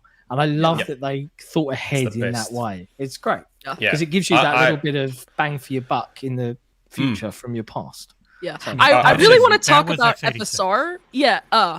Okay. Well, I want to ask you all about FSR, but I feel like that is a topic for another day. So maybe you'll have to just bring me on again. I don't know. You guys seem eager to bring me back on. Go on. So. You can ask us. FSR is already supported technically, isn't it? It's supported on Xbox. Like, you know, you can use it on Xbox, and like I believe it's. I don't know if it has FSR, if it supports FSR 2.0 yet or not, but I know Xbox can. It's coming to and just for the benefits of the audience, if they're watching and going, "What is this weird acronym?" You're talking about AMD's proprietary Fidelity Super Resolution, right? Fidelity FX Super Resolution. It's basically, if anybody knows what DLSS is, it's basically AMD's version of it. But there's a lot of different things that compare and contrast between the two things. But if I had to sum up what FSR is to someone who doesn't know a whole lot about PC acronyms, it's just basically a DLSS competitor for AMD. It's just upscaling. It's upscaling tech. Yeah. Yeah. It uses it very cleverly where it picks areas to do it so that it can maximize what the visual. Yeah, it doesn't use machine learning. DLSS uses machine learning, but FSR does not use AI. Oh, okay. There are a couple of FSR games already on console. Myst, oddly enough, and I believe the Rift Breaker, which I reviewed. Yeah, I haven't seen any like big. I mean, I've seen them obviously in like PC games, like you know, Resident Evil Village has it. Yeah, like Resident Evil Village has it on PC, but it supports FSR, but it doesn't support FSR on consoles, even though it technically could. Because like both the PS5 and the Xbox Series consoles, like they have that AMD architecture, so they can support FSR, and we're seeing it in a few small games. It's so wild to me that like no one's really using it now, and I feel like it's probably not going to be a real player on the console market. In my opinion, I don't think it will until. If next or gen. I guess when, well, that or honestly, I think I could argue maybe if mid-gen refreshes come out. Honestly, because I just keep thinking about how remember how when what was it? I'm trying to think of a few examples. I think Resident Evil 2 remake like on PS4, like the base it made like loud fan noises, and then like on the Pro it ran just fine. But I keep thinking about this too, and I was like, I feel like if like mid-gen refreshes came out, I would hope that maybe FSR might be a good tool to circumvent those who stick with the base versions or the launch versions, because maybe they don't want to upgrade to a mid, like I don't know. I've seen a lot of discussion around that lately. I think we spoke about this last week. Mid-gen refresh. I don't think we'll get mid-gen refreshes. No, I don't think we need them. We don't. I don't think we need them. We don't, honestly. I mean, we don't. And yeah, like when I saw that whole thing trending, I was like, oh, guys, don't believe this. I was like, TCL. I was like, a company, one of the only companies making 8K TVs, saying, oh yeah, this is. I was like, I do not think they are saying this as matter of fact. They are definitely just taking a shot in the dark because they want you to buy one of their 8K TVs because they're like one of only 5 people making them right now. That's right. Pretty much. People forget that the Xbox One and PlayStation 4 were weak consoles day one. They were consoles that were going to struggle for the rest of the generation from the day they released. Mm-hmm. The mid-gen refreshes were required last time around. They were. They're not needed. No. We'll see Slims and stuff like that. Down versions. Slims, especially of the PlayStation 5, but Slims we will definitely see. Slims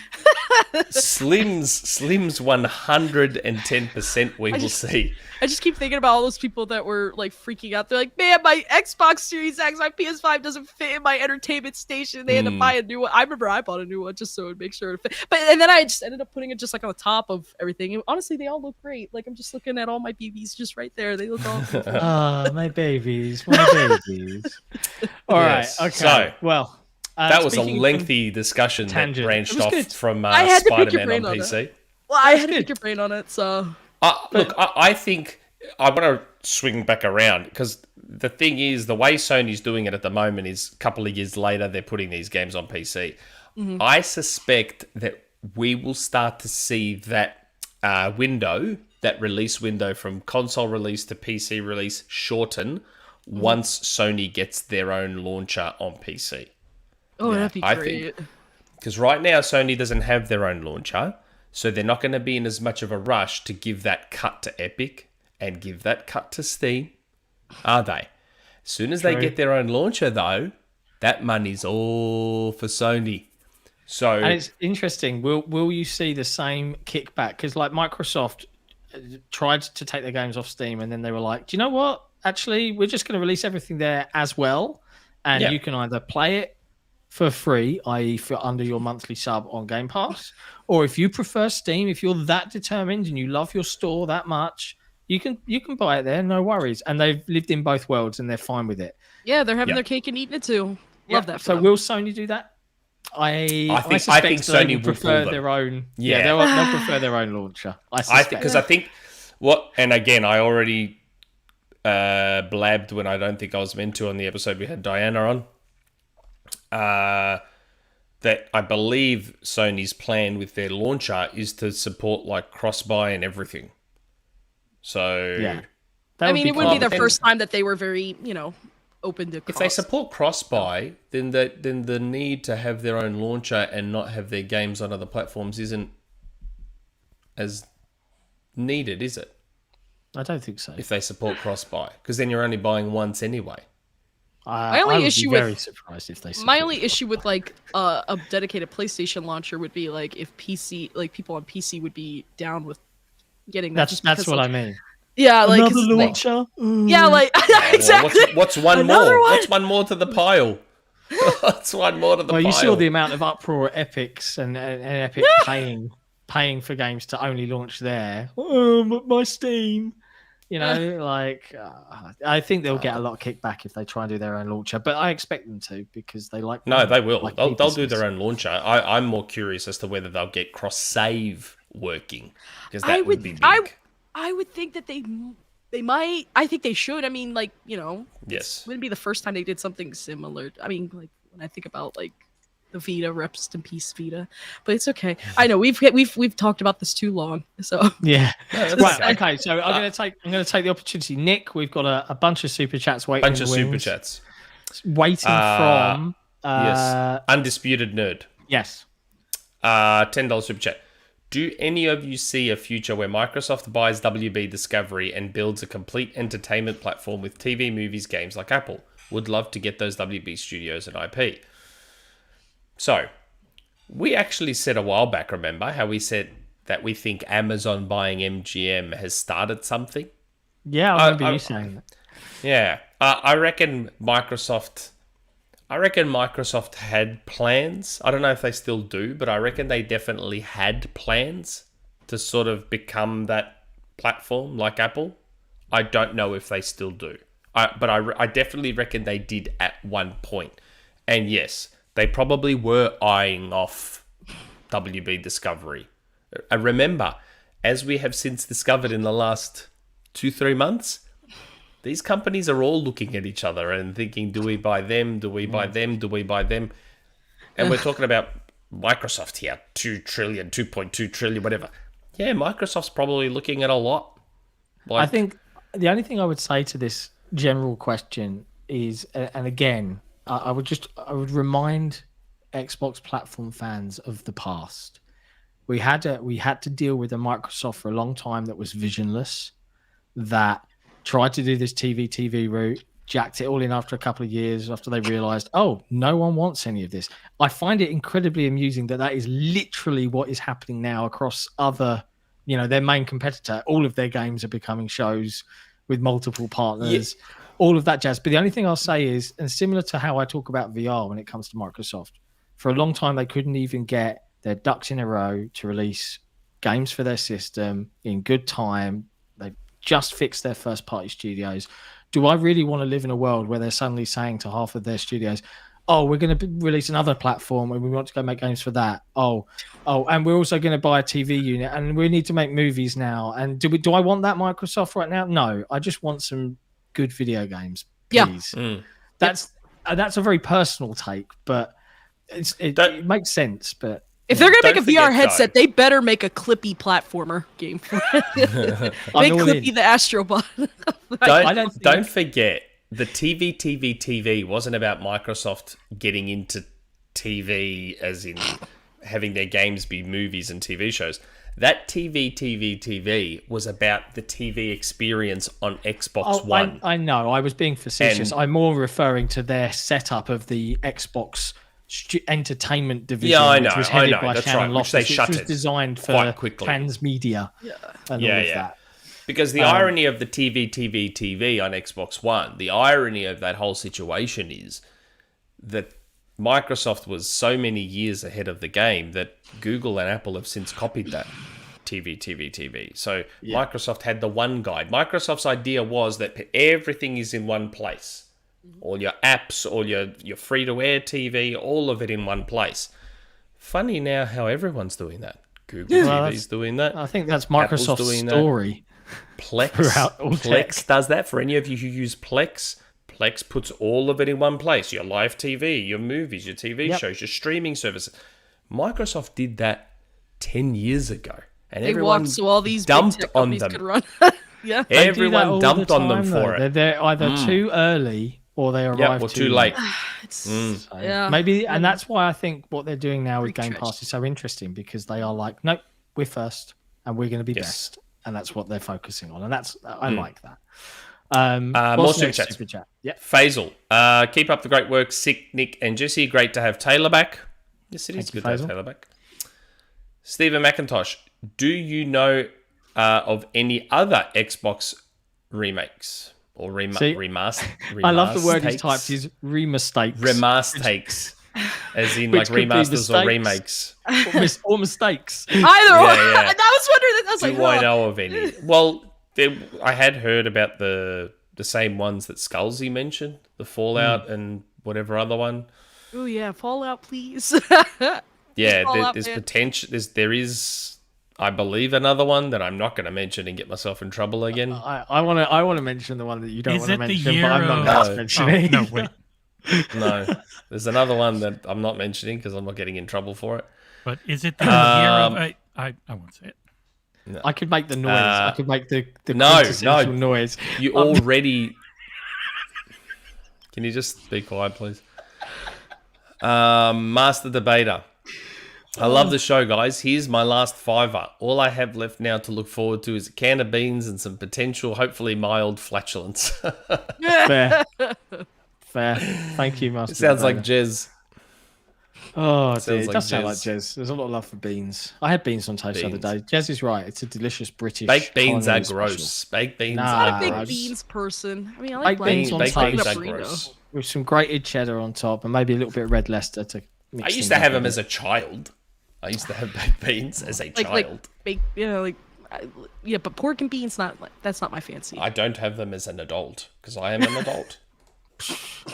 Honestly. Okay.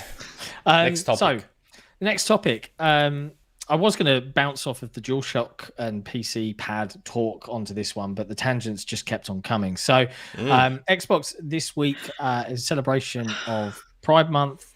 They came out and they fixed a mistake. They fixed a mistake they made last year. And this was a pretty egregious one. They were like, hey, it's Pride Month.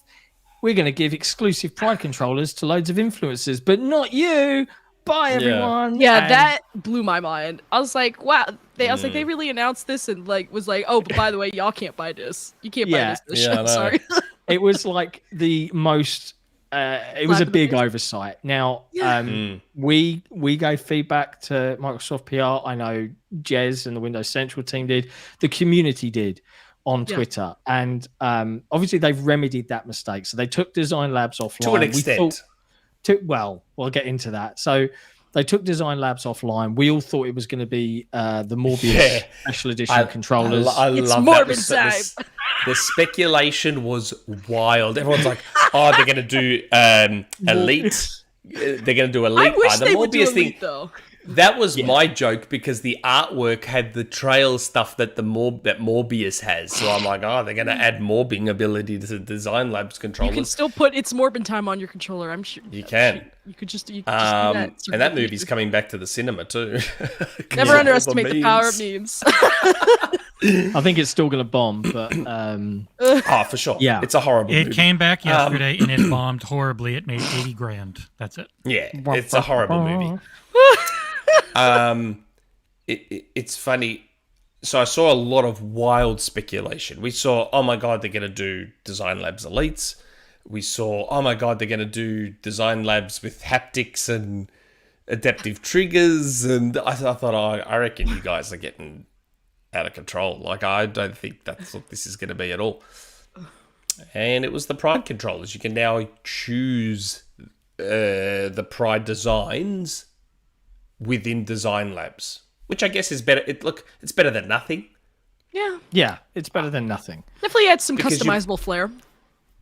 Yeah, my thing is, like, yes, they've remedied the Pride controller issue, but having said that, look at the way they're doing it. I mean, it's better than nothing, but they're also doing it in a way where you're paying more than you would if it was a regular controller, aren't you?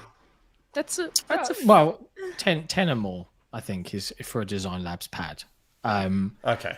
I mean, there has to be a limit here between capitalism, corporation niceties, and what people want, right? And at least at least they are remedying the mistake of, hey, we've designed a pad, but it's not for anyone except for the people we choose to give it to. We've designed a pad, and if you want it, you can buy it. Because you can't expect everybody to just be sent a pad, right? That's not realistic. And at least they acknowledged the mistake. I think they would have been better served to have said at the time, because I didn't see any direct feedback that said to everybody, you know what, we will bear this in mind. We'll fix this. We'll come back to you. I think the fact that they left a year of silence for the people that were maybe feeling a little bit jaded by that, and then going, hey, good news. I think that was still slightly tone deaf. I would have perhaps said in the intervening period of time, we heard you. We're doing something special for next Pride. Bear with us. And at least set an expectation. Because it's unrealistic to think that they can suddenly, like in 3 weeks from originally showing the other ones last year, to be like, no, don't worry. You can mass produce them. You can buy them now. There's a big difference between that. But they're trying to go one step beyond where you can fully customize it and write your name on it, which, for folks that want to do that and show their pride and all of that jazz, that speaks to the overall theme of the month, right? Of taking pride in who you are and who you want to be, and individuality, I guess. Exactly. So either all, they made a bit of a mess. They have done their very best to fix it. I can't begrudge them too much. I just think they should have perhaps been a little bit more communicative in the intervening year between months. Yeah. Yes, they probably could have. Yeah, when you put it like that, yeah, I agree. They, even just rather a than tweet. Yeah, take the website offline and make us think that Morbius abilities are added to those controllers. Yeah. I do think that's one of the reasons. Morbius. Next year they'll be like, we heard you. Morbius pads for everyone. Morbius it's controllers. Morbin time. It's Morbin time, y'all. Oh, man. Right. I want to get a last couple of bits out. A little bit of good news is the development team for Scorn, the upcoming, I believe, launching on Game Pass. Keep me honest here, Jesse. Horror FPS game that was shown. Yeah, I'm pretty sure it's Game Pass. I don't remember 100%, but I think that's right. I think it is. Geiger inspired. Yeah, it's definitely Alien Geiger inspired. That first trailer when I saw it, I was like, "What in the world is this? What's going on?" Shooting chuffle with fleshy things, like a appendages. fleshy Prometheus. So, but I think it's definitely horror slanted FPS. So people might have a lot of fun there, where they went in expecting perhaps just a weird Alien FPS. I think it's definitely going to go down the body horror route. But that's on track for releasing still, according to the development team, at some point in October of this year. And which I think is great to hear, because Microsoft, through many reasons, the war in Ukraine, delays, etc. We said it, we've been saying it last couple of episodes, 2022 started to look a little barren. Hopefully we will see how less barren that is by the end of next weekend, hopefully. But I think it's still fair to say that 2022 is not going to be the all singing, all dancing year that everyone was hoping for from Microsoft. But it is what it is. In terms of other news, I'm going to do these things in a slightly different order. The last thing game related, and then we'll talk a little bit about console sales. There's been a little bit of chatter. And Nick, I have a very important question here. Are you still holding your breath? Or are you not holding your breath? Well, Final Fantasy VII Remake. Shadowblade in the chat. Nick, what about Final Fantasy VII Remake was removed on PlayStation? Yeah, there's been a bit of chatter about that. There's some Twitter insider accounts that have been saying it. Then apparently Final Fantasy VII Remake and Persona 5 were removed from PlayStation's store's exclusive section or something. Again, I didn't look into this properly, but that's what people were saying. So I have always said with Final Fantasy VII Remake, don't hold your breath. I've never ever been told flat out it's 100% not coming to Xbox. All I've ever been told was it's highly unlikely, which always leaves the door. And I've said that for nearly 2 years now. Yeah. It's just highly unlikely. Now, I think June is correct me if I'm wrong, anyone. I think June is 1 year from when Intergrade came out or was announced. One or the other? Because I think the original release was April this year, and that came and went without much noise. But then there was Intergrade, and I think Intergrade was June last year. Now, this year, June, would be 1 year. So maybe they added a year of exclusivity for Intergrade. Intergrade was... that came out... April, a while, like 2 years ago.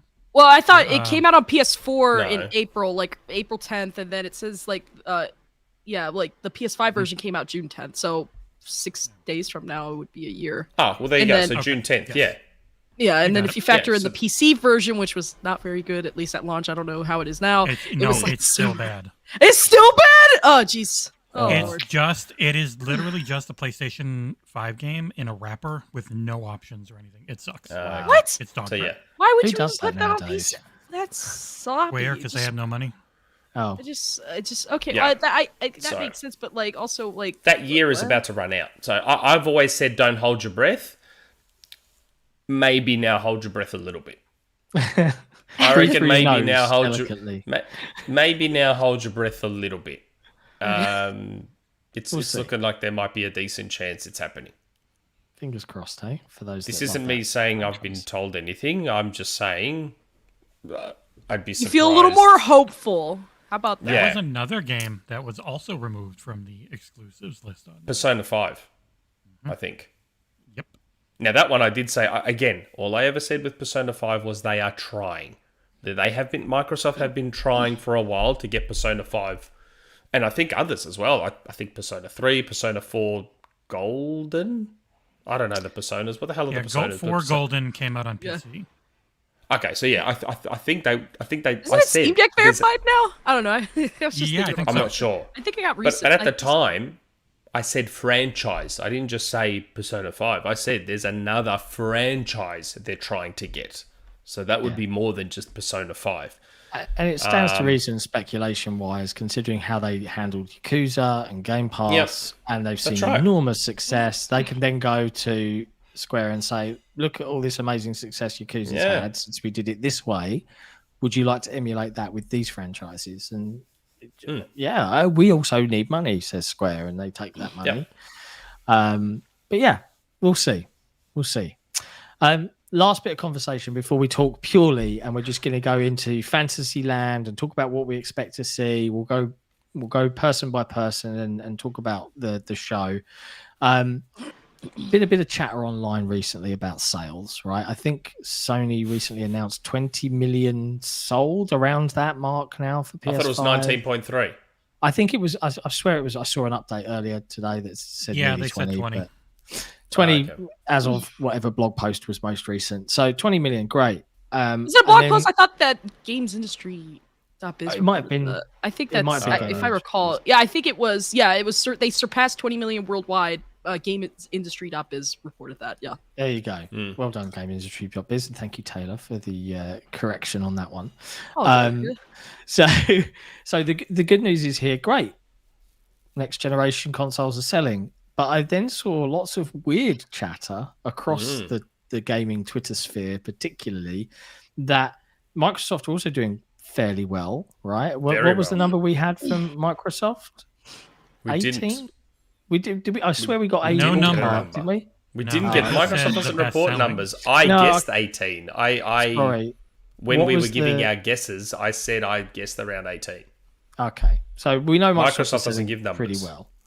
Yeah, Microsoft's very secretive about that. All we got was them saying it was the best-selling new console for like a certain period of time, but he didn't give. Which is very, that's extremely vague, and that requires a lot of like vetting, extrapolation, and research, and it's not like something you could just say like, oh yeah, they're talking about this quarter back in like 2016, blah blah blah blah blah. Like that's too much. That's a lot of work. That takes a lot of bandwidth to just kind of pinpoint definitively. It's very vague, very cryptic in a way. Yeah, I don't like that. But a lot of people were complaining that the Series S sales are being included in their shouldn't be counted, which I think is weird. Counted. Huh? It's a little weird. It's just more console warrior crap. It's like saying, well, don't count PS4 Pro sales alongside the PS4. What? Because they're different specs. So don't count them. Don't count them. Like anything to win the war. anything. That's to right. win the war. I think what it is That's the kinda Series silly, S. The Series S rubs a lot of people the wrong way because it's this weak console. It's holding back the generation. It's cheap. It's this. It's that. And I just think a lot of people don't like it for whatever reason. If they don't like get it, me they wrong. don't have to buy it. Like, That's right. And don't get me wrong. I said from the start that I wish it didn't exist for my own reasons. But whatever, it's there. Like I've got two of them for my kids. Isn't the Series S CPU faster than the PS5 CPU? Well, yeah, it's the same one as the Series X, isn't it? So theoretically, okay. it's a little bit faster. Theoretically, yeah. It's in the RAM and the GPU that are scaled back, and that's for obvious reasons. It's a 1080 console. Yeah. But yeah, no, that's marketed just silly towards console warrior stuff. It's marketed toward a specific amount of people. Obviously, it's not marketed to those specific people. It's marketed towards, in my opinion, a more family-oriented, probably more casual audience. Like, who wouldn't, like, I mean, seriously, like, if you think of somebody who's like, do I really want to buy an Xbox One X, or could I buy this, like, $300 Xbox Series S and be able to play, all the latest games? Because I promise you, they probably don't care about 4K and 30. They don't care about that stuff. They don't care about that stuff. So why would they drop $500 on a console they don't with performance that they don't really care about? $300 is very appealing in that way, especially like if they have just like Game Pass, or they just don't have any physical games or whatever that may be. Like, there's a lot of reasons why this year, like, there's a lot of reasons why it should exist. And like, great, I mean, I have a Series S, but my main Xbox is the Series X. Like, the S is more of like a traveling thing, especially since I have the X screen thing, accessory. So it's like, but having spent time with both, I'm like, okay, I like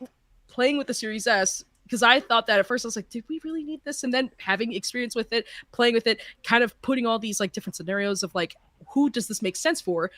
I get it now. And I'm like, okay, so it's good for some, not all. It's definitely good for casual people. It's good for like giving to your 5-year-old nephew who probably wants to play Halo Infinite. Maybe shouldn't be playing that because he's a little child, but you know what? That to each their own. But my 6-year-old plays Halo and he loves it. He loves Halo.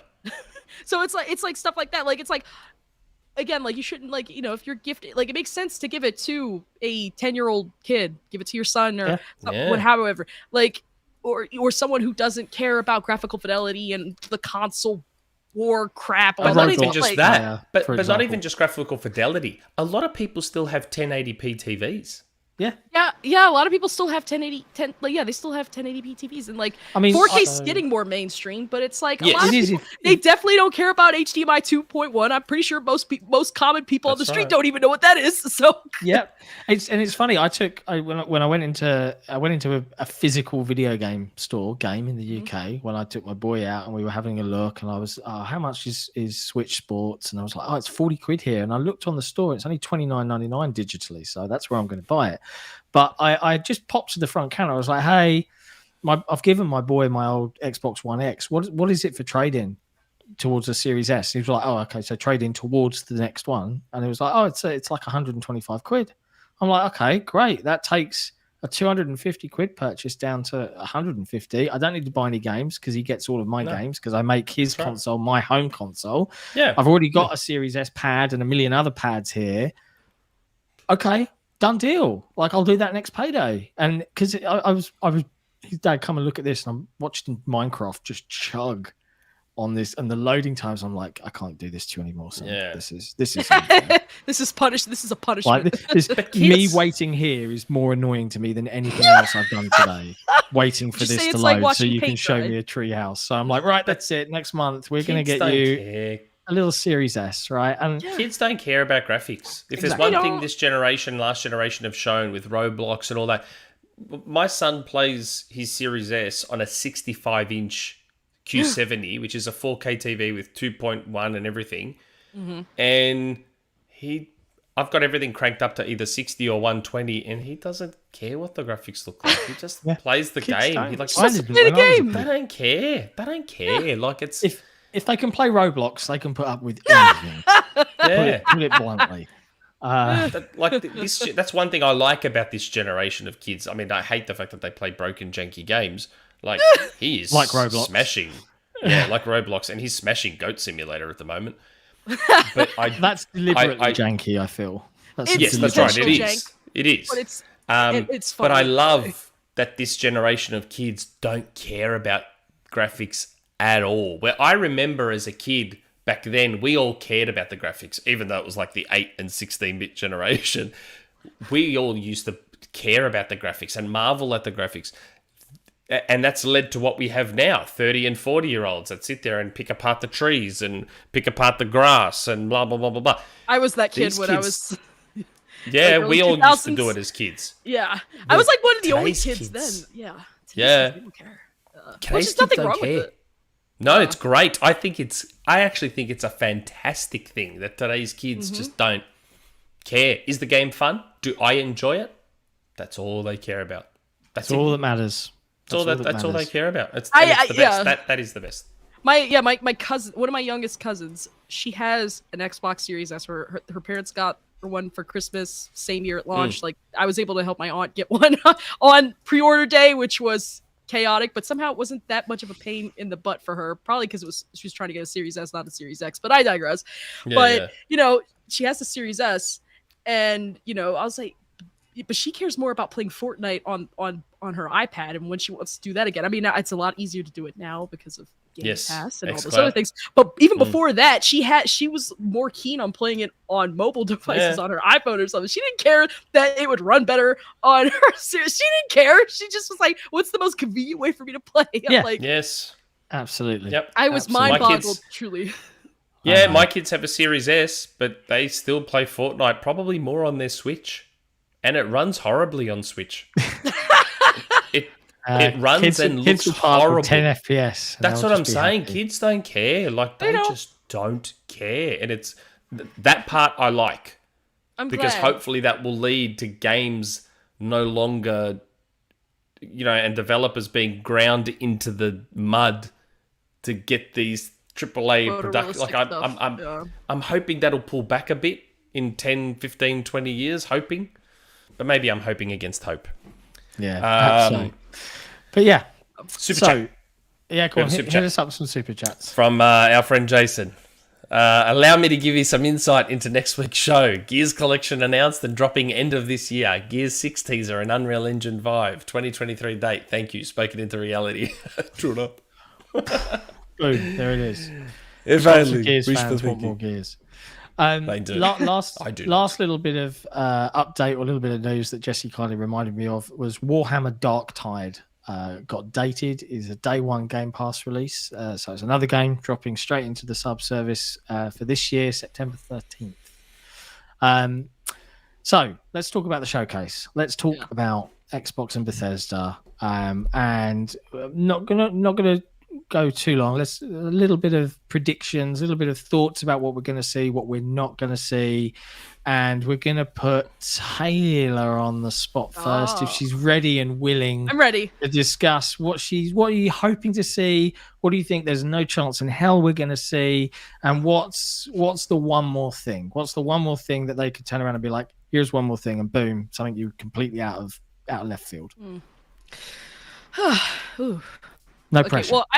Okay. So I think that this would be a good opportunity for them to show some gameplay for Starfield or Redfall. I'd like both personally as a fan, but just wishful thinking here. Like I with both games now delayed into 2023, we've gotten info on Starfield, but not in the info that everybody wants it to be. So I feel like this is a good opportunity for them to finally show us some gameplay, because first off, I just want to see what it looks like. I want to see, and I think just more transparency and more information on that. I don't know if we'll get new release dates for either Redfall or Starfield. I would like to think that, but you know what? I'm not holding my breath. But if it happens, that'd be based. Yeah. Enough with the young language. I had to do it to you, man. But I don't think we're gonna see anything from Obsidian. Sadly, I don't think we will. I don't really. I don't know. I just feel like they got a lot of stuff cooking, and I feel like I don't know. I don't know. I think. What about Sawyer's tweet? Yeah, Sawyer did a little tweet. It was like a little getting my nails ready. Yeah, Sawyer definitely alluded to the fact that Obsidian's going to be there. I'm sure they will. I just don't know if we'll see Avowed or what's the other, or the Outer Worlds 2. There's a few. I mean, there's a few games they're working on. Maybe they'll show that, but I'm not holding my breath for Avowed or the Outer Is Sawyer Worlds on Grounded? No, so Sawyer is working on Pentiment, which is meant to be their, I suppose, it's supposed to be like a Disco Elysium like game. Yeah, maybe we'll see that. I think we might see that, but I'm not holding my breath for the other stuff. But yeah, let's see what else. I don't think we're gonna see. I'd be nice if they did a one more thing and we got a better look at Fable, but not holding my breath. I would love for them to give us Fable, more info. That's another discussion. Yeah. Didn't Gaz learn a lesson? Oh God! Don't talk about scoping, which is perfectly normal in video games. I would also love to see. I would also love to see Microsoft like announce like a family plan for Game Pass. Yes. I think that's this rumored would be to be happening. Yeah. So I feel like because I know that's been rumored for a while now, and I feel like this is an ample opportunity to do this. Yeah. I would like to see them show more gameplay of. I'd like to see gameplay of Scorn and maybe a firm release date. I know we got October, but give me something firm, especially with how empty and barren the fall season looks, which is usually like the time when everybody's wallets are burning major holes. I'd like to see more gameplay of Stalker 2. Yeah. I don't know how likely that's going to be because of the war in Ukraine. But but we'll see. I mean, if it can happen, it can happen. You know, if it happens, it happens. I'd be happy to see. Like, I want to see more of that. I'm very interested in it, but I also want to see a lot of Scorn as well. But that's just those are my predictions. I'm sure we'll probably see some third-party stuff, but I feel like it might mostly be heavy on the first-party stuff just because Xbox has all these. They have all these. Well, yeah. First off, it'd be nice, and secondly, Xbox just has they got a lot of cooking up stuff in the oven and the stove top, the microwave, all sorts of stuff. So yeah, air fryer. Yeah. Oh, I do love my air fryer. Don't get me. They're very good. Well, so okay. That's a good solid list there, Taylor. Let's see what do you think, Nick? Aren't we going to do it? Like, we're doing an episode the day before, isn't that? We are. So this is just a general conversation while Taylor's here. We'll do a full-on episode because we don't know what's going to leak. Right now, nothing really. No, that's right. Well, this is the calm before the week of storm. Real storm. Having said that, I've always said I'm expecting to see GoldenEye at this show. Yes, there was another user unlocking achievements in GoldenEye. Yes, there was. Someone from Rare. Another one. Shadow drops coming in. Oh, but the anniversary is August, so I'm still expecting the announce at E3 release in August. Oh, don't get me wrong. Oh, if that Shadow dropped, if they announced GoldenEye and Shadow dropped it at the show while we're live on stream, I would be like, "Bye, bitches." And I would just go and play GoldenEye. We'd just be looking at an empty chair. You know what? Oh my god! I just remembered they might give us a release date for Deathloop because I know that in September the 1-year exclusivity deal expires on PlayStation. Yeah. So maybe we might get a release date for that. That'd be cool. I wonder if they can't even talk about it until after September.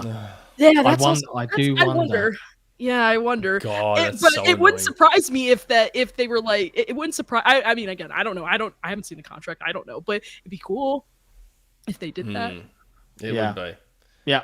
I mean, look, we did a prediction show. Remember back in January, we did a 2022 prediction show. It wasn't just E3 in general. It was for 2022.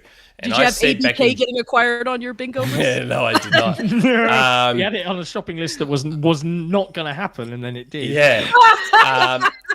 I said that I still expect that we should hear. I still think we'll finally get our Banjo remake, and E3 will be the perfect time to do it. E3 would be and someone mentioned in the chat, and who was it? Emil. Yeah, Phil was playing the Banjo-Kazooie Xbox Live Arcade which I don't think he's done. He only had one achievement unlocked in it. So he just started it. He just okay. That's very curious timing, isn't it? I don't know. It seems a little sus. Something's not adding I know up. sus. Sus is not new. Sus is old. Mozzies have been using sus Thank you, since Among I Us. was a kid. No, Among Us didn't start sus. They popularised No, it in today's just popularised current it. culture. It certainly did. Yeah. Yeah. Yeah. I don't know. So that would be a good one more thing. Like, you'd love that. You'd love the screen to go black, and then all of a sudden you hear that, and you're just like, how people would that, go mate? nuts. Remember People would when go they nuts. did the Smash reveal and, Yeah. everybody would act like that? They did. Yeah, it was. Banjo still has that draw. I don't care He what still anyone has that says. effect on gamers. Banjo, like, you have to understand, you're talking about the only game on Nintendo 64 that most would argue was as good as Mario 64, Yeah. if not better. Like, Banjo still got it, man. Banjo still got it. Do you think that the collectathon concept would still work in today's? Yeah. It's like with the Yes. Really? Okay. As long as it's not too bloated. I mean, look at Ubisoft's Yeah. games. Ubisoft's games still sell really well, and that's what they are. They're collectathon, collectathons. Map games. And they Big still do map real well. games. Well, to be fair, I Yeah. always feel like the Ubisoft open world games always prioritize quantity over quality, which is why I'm so intimidated Yeah. to go to play them now. I mean, Yep. I played Far Cry. I know.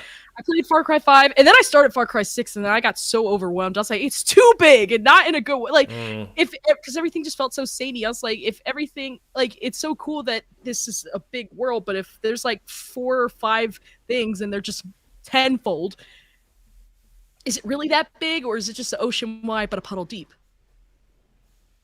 Yep. I think that's a good Somewhere. way of putting it. Someone's so- mentioned As Dusk Falls. God, we haven't seen that for a while, have Well, Oh, As Dusk Falls. I think some We're folks seeing that this were weekend. playing it. Yeah. So I reckon Oh, we'll see right back that. up. we? Really? Yeah. Oh, wow. Okay. Same with Um, Plague Tale Requiem. They're both at Tribeca. Yeah. So and Saturday. I'm not gonna do my full predictions. I'll save that for the next show. week. But before I do them, there is one thing I'm gonna say. We've had the pleasure of 245 plus viewers this evening watching us and hanging out with us for the majority of the stream. It's not really dipped Nice. below that, which is lovely. Hello everybody. But only Thanks, guys. 79 likes on the video. What's going on? You've got thumbs. You've got Yeah. mouse buttons you can click. Come on. 79 Got touch likes. screens boom, that you it's can gone up just to touch. 84. I'm watching that like number. You're three, Um, you're trying to get to that triple digit there. Yeah, I want triple Yeah. digits. And it's nearly that's there.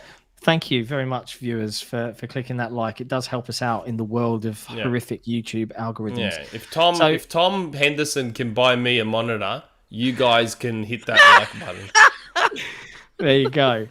So I won't do my full predictions, but there's a bunch of stuff. I think we're going to see Pentiment because of Josh Sawyer's tweet. He's definitely going to be there. I feel like it's still too early for Outer Worlds 2. So I think we're going to see in the world of CG land. I think we'll see a CG trailer for one of the rumored projects, whether that's Project Belfry or Project Dragon or something along those lines. We've got the whole. Do you remember this Wu-Tang Clan Yeah. adventure Shaolin. RPG game? Shaolin. Right? Yeah, so Project Shaolin. Thank you, Nick. I would not be surprised just to get the hype of the announcement to see some form of CG trailer for that. And what about Contraband? Contraband. I've heard talk that there's been some milestones missed with development. That's not from a source. I've just seen talk out there on the interwebs. I don't know how true that is. God, I love that trailer. Will we see gameplay for it? I don't know. I But saw the a original lot. release date was allegedly supposed to be 2021. So how could we not get gameplay for it at least in 2022? And Jeff Grubb said, and I think maybe Clabril mentioned on Twitter that apparently there's going to be a bit of a focus on gameplay at this showcase, which is Damn good. straight. I think I saw something about that on Reddit. Yeah. I hope there is a more focus on gameplay. I would love, for example, to see gameplay of the next Hellblade. Well, this is the thing. I think we'll see we did a little bit. extended gameplay sequences for Hellblade. I think we'll see extended gameplay sequences for Starfield. I definitely think we'll see some Redfall gameplay in some form. Ooh. Be nice to get dark gameplay. I saw some back and forth discussion about Halo Infinite, like, oh, it's just 10-year game, you know, oh, it's struggling a bit in terms of word of mouth because of, you know, the length of the seasons and the lack of, you know, continuous new flashy content. Is this an opportunity for 343 to show off some things, either being the Certain Affinity developed Project Tatanka or whatever it's called, which is their battle royale, or will we hopefully see Forge? Is it the right place to show Forge on the E3 stage? Maybe not. Maybe that's more like a after show developer thing later on in the month. I don't know, by the way. I know I'm working on Forge. I have no idea if they're going to show it in any capacity. I only know what you know in terms of public stuff. So, but I just love that Contraband trailer though, man. The Contraband trailer was great. It's such a good choice of music and that song, and oh my god, that also, for me that was up there almost with Mad World, just because of that music choice. It was a great trailer, and interestingly, you know who directed the Mad World trailer? Who? I'm asking you. Do you know who directed the Mad World trailer? Apparently, the same guy that directed Top Gun. Oh, really? Kaczynski? The guy that I said should do the guy that I said should do a Halo show or Halo movie. Yeah. Kaczynski. Didn't he did the Halo 3 trailer too, I thought that's what I saw listed. People said he did Mad World, one of the Halo TV trailers, and he's doing Top Gun. I know a good director when I spot one.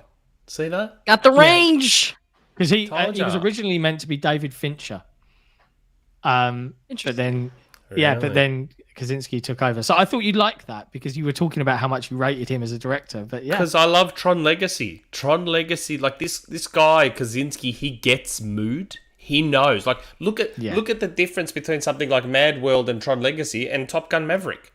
It's not like he's made Top Gun Maverick this dark, gritty thing. He gets what Top Gun Maverick should be, and obviously has captured it brilliantly because everyone's raving about it.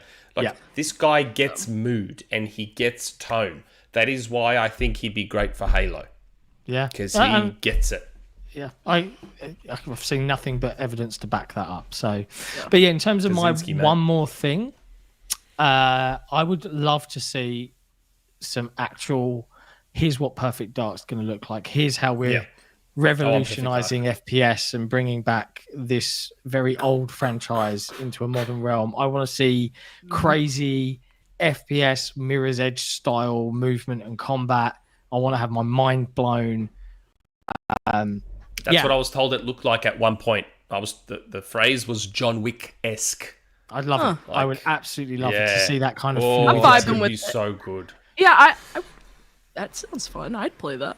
Yeah. But there's so much, and that's the wonderful world we're living in now, and that's why I think this show is so uniquely important, because we all know that the pandemic is the one thorn in the side. In some ways, it's helped Microsoft, particularly in terms of sales with the current global economy and the Series S being a thing that exists. That's the one aspect that's been a positive outcome for Microsoft. But in every other sense, they've got all of these studios working away, but all were hampered for like 2 years of trying to do things remotely in what is a very collaborative and creative endeavor. Yeah. And 2023 now is across the board, not just for Microsoft, just across the entire industry, is going to be insane. Yeah. And it's really exciting. So this 2022, I feel like this show can set that tone going in. Now, this is how it's going to be. You know what else is a good sign for this show? We're a week out and nothing's leaked. I know. I love that nothing has leaked. Oh, I asked my Microsoft guy. He's like, man, they've locked down hard this year. They're cracking down. Locked down hard this year. So last year he got me a few things and they were all in the show. This year, he's like, nope, there's nothing. They have... Yeah. And you're truly seeing that across the board. You look at any of the kind of the Xbox YouTube community, it's all, let's talk about what we think, hope, dream, maybe might be there, but there's no, this is what I've heard. There Yeah, is it's just nothing so- like that this year, and it's really unusual. Yeah, I it's still good. expect the dam to break a little bit between now and Saturday. Maybe a Saturday's couple the of days scary day. before. Maybe a Yeah. couple of days before, something like that. Maybe. Saturday's the danger zone. That's the bit where it's like, ooh, boom, someone's pressed a button too early I because just they're going think- home for the weekend, and I feel like a lot of people, I don't know why, I just feel like I wouldn't be surprised if a lot of the stuff they show off it has like a 2023 or beyond release date. I mean, because Probably. and I know a lot of people are getting mad because they're like, oh, there's nothing to play this year, blah blah blah blah blah blah blah. I'm like, okay, well, we've also been in there was also a pandemic that happened, pretty recently. Like It's 2 not years over. ago. Well, yeah, it's like endemic status or something. I mean, it really depends where you live and all that other stuff. But again, the point is that there is a pandemic that has recently happened. And a lot of the stuff that was being announced, like 2020, for example, like it wasn't until this year we're starting to really see COVID and the negative impacts it had on game development rearing its ugly head. So, of course, 2022, yeah, it looks barren. Yeah, it sucks. But again, there was a pandemic that has been causing a lot of problems. You can't just expect everything to really... And game development ain't easy, so it's like, imagine trying to make a game with a pandemic involved. Like, that sounds tenfold difficult. Yeah. Like, I can't fathom that. So it's like, Yep, it's true, and it's just exciting. It's just I love this time of year. There's lots of positivity and fun out there, and people just are excited to see what's next. Because I think for me, every year there's an opportunity to see what is going to be the next Fortnite, what's going to be the next Rocket League, what's going to be the next PUBG. You know, the next genre that goes and explodes and becomes the new in thing. Which company's going to do it first, and then who's going to do it best? Every year, the opportunity for that kind of moment is on the table. So and as well as that, we're seeing indies produce games every year that seem more and more impressive, expressive, artistic, unique. I love it. It's the best time to see all these wonderful little things. And Microsoft in particular, they always seem to lock down some really unique indies for their showcases. So what's on the table for this year? Show me. I'm ready. I'm excited. Won't the major press outlets like IGN probably get an early look at the showcase so they can have articles and stuff ready? They're flying out to LA. They're all out in LA at the moment, right? So I'm a little bit like, where was Xbox Era's invite for one? But okay, Jeff, I realize you got a show to run, Summer Games Fest. I mean, you know, it's your bag, but where was our invite? But two, yeah, this is the dangerous part for leaks because people love clout on the internet for some reason. I don't think it's worth it personally, but... No, go dark. There's NDAs signed for a purpose. I wouldn't want to be sued. They're scary. Companies seem Microsoft pretty lawyers. litigious. I wouldn't want to tick off PlayStation or Xbox. They seem pretty litigious, so I wouldn't want to make them mad. Indeed. But yeah, there you go. There's some general predictions and hopes and dreams. We'll do a full prediction show next week. But now is the day time. before. The day before. It's going to be a busy weekend. Like, it's going to be nuts. Don't remind me. I'm working that weekend. I'm doing like 4 podcasts in a row. Oh my! I'm doing ours on the Sunday, ours on the Monday, this other Nintendo one on the Monday after the show, and then Colts on the Tuesday. I'm doing so many podcasts. It's going to be mad. So we're at this point in the show where we just want to take a quick moment to thank all of our wonderful patrons. So much love to you guys for supporting us and enabling Xbox Era to do all the cool stuff that we love to do. So big kiss to all the names running across the bottom of the screen at the moment. You're all absolute legends. And we've got our community questions. And if you're first time watching this show or the 112th time you've watched this show, being a patron does earn you the perk to have access to our Patreon lounge in our forums, where you get the opportunity to pitch some interesting, quirky questions or completely topical and relevant ones to the Xbox Era podcast crew every week. And we go through them as best we can. So we're going to do that now and see what the community wants to know. I will get one super chat out of the way from One Bad Mother. Please do. Taylor, thanks for trying to help make Nick cool. We've tried and it's an uphill battle. You've been an awesome guest. How would youth say that now? How would you say you've been an awesome guest in youth? That's good. I would say I'm a pretty based guest to come on XboxEra. I'd say I'm based. based. I know. Based. Yeah. I know that. I know based. Can we make sure that I'm reminded to use that language in the tweet after the show to thank Taylor for coming on? Yeah, Taylor was a based guest. I just had no idea. Having Taylor on XboxEra is based. Yeah. Gotcha. Based. Right. Noted. Yes. I just had no idea what cap and drip were. I just didn't know cap and didn't know drip. Did you know what? I thought you didn't know bussin' either. Yeah, bussin' as well. Bussin'. Yeah. I know bustin' from like old songs and stuff. Busta Rhymes. But I just didn't know drip and cap. I know lit. I know what lit is. I know YOLO. I know. Yeah, I know that. You're I want to leave YOLO at high school. Stating the facts that you know what they mean. Stop. I know those ones. I had no idea. I got so many replies on a lot of tweets that are like, "Stop capping." I'm like, I don't know what that means. I don't know what that means. Just to be clear, because you are on Twitter a lot, you do know what ratio means, though, right? Yes, ratio. Okay. Yeah, so someone has a tweet with a certain number of likes, and then someone comes along underneath and says, "Oh, ratio to get more likes than the original." They say tweet. something. Yeah, they say something that gets more likes than the original tweet. Yeah, ratio. Yeah, ratio plus no cap plus. It's like, stop, please. You're not based. This is not based. Ratio. Oh my god. Good lord. Come on now. Yeah. Right. Okay. What have we got first? We've got Creaky Legs first up in the chat. Yes. Okay. Community question number 1. Creaky Legs. Hello, everyone. As we constantly look forward into the future of Xbox, what have they left in the past, forgotten about, or that needs to finally get fixed to make your experience better? Do you want the 360 controller revived like the OG Xbox Duke was, thanks to Nick's tweet? I sure do. The triggers on that controller are still my favourite. The blades, perhaps. If we're waiting till next year for the game train to take off, let's at least serve the community a few more big and or fun quality of life improvements before our flight to new worlds takes off. The games are important, but so is having a good experience in between. Yes, Creaky Legs, I agree. As I've said many times, games are the least important thing for me. I prefer the ecosystem stuff and the UI stuff. Like, we were talking about the Series S before, and I forgot to mention this. I have found that both my kids' Series S's are far more reliable than the Series X. So everything loads faster, like the UI and menus and all that sort of stuff. You know, Rocket League crashes all the time on Series X. It's something that Psyonix still have not fixed. That's weird. Yet it never crashes on the Series S. How strange. It's only on the Series X.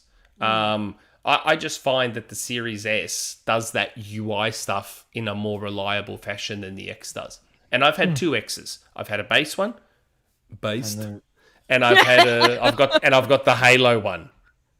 I have the Halo one, and they've both behaved the same way. It's funny, in response to Creaky Legs' question, I kind of have to reference something Taylor said, which was talking about the family plan for Game Pass. Yeah. Like, if that's a quality of life improvement. And it's weird, off of, I was kind of riffing off of one of the kind of predictions or hopes. You know, we've seen recently this big announce from PlayStation of their revamped PS Plus service with all the tiers is now that great opportunity for Microsoft to be, oh, by the way, Xbox Live Gold, we're retiring it. Yeah. It's probably not yet, but I feel like that's something, again, that they could cause a bit of a stir, right? To say, oh, yeah, everything's free now on our console. Game Pass is the sub we want you on. You know, so we're either forcing all of you gold people onto, but with no recurring subscription onto Game Pass. But if you don't want it, after X number of months left, you've got a gold, it expires, no worries. But if I was that person, I'd be like, okay, cool, because my multiplayer is free now, and I get all these games. Oh, wait, it's really good, and boom, suddenly they've got themselves 20 more million subscribers or whatever. Yeah, I don't know. I was just thinking out loud, but that would be one quality of life experience I'd love to see happen across the board for them. My quality of life is just still more reliability on the dash, the OS, and the. I'm glad that they finally gave Xbox users the ability to view secret achievements. I can't believe it took them Yes. that long to finally do it. But when I saw that, I was like, yeah! I actually screamed. I was just like, yeah! I was like, yes, yes, yes. That's a good please. shout. That's a good shout. God. And Yes, it on that was subject, amazing. fix Xbox DVR. Yeah, I know. Oh, Like, yeah. Seriously. I haven't used that thing in know. ages because it was just such a pain in the neck. Yeah. It is. It's It's just slow. It's not. It's unreliable. Every It time smells I want to, janky.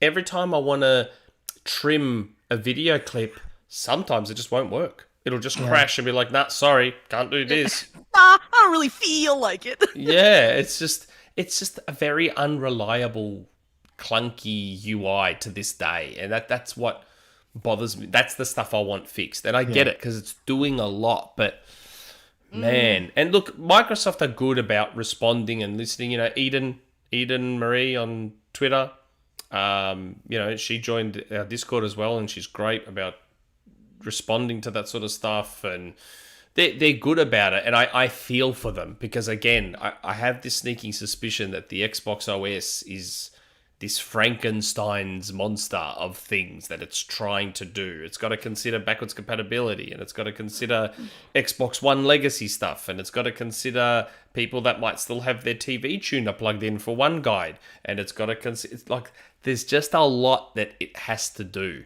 So I feel for them. But... man, it'd be nice if we could get that stuff tidied up a little bit. Like, even the stuff like the My Games and Apps. How games just randomly disappear. They just randomly disappear. So weird. This game that I own and I Grew bought, legs and walked away. it's just like, nah, you don't own me no more. You don't own me. Like, you just... You know me! Don't you remember Eddie Murphy? Please. Is it Delirious or Raw in Delirious where Eddie Murphy's like, you don't own me? I love that. God. And the game just like, it disappears from your list. It's just random. Like, it could be just one game out of a list of 600. Yeah. And what annoys me about that is that it's not a thing that should be happening. Like, I shouldn't have to worry that games I have bought have just disappeared from my games and apps. Because, like, I'm this weird OCD person.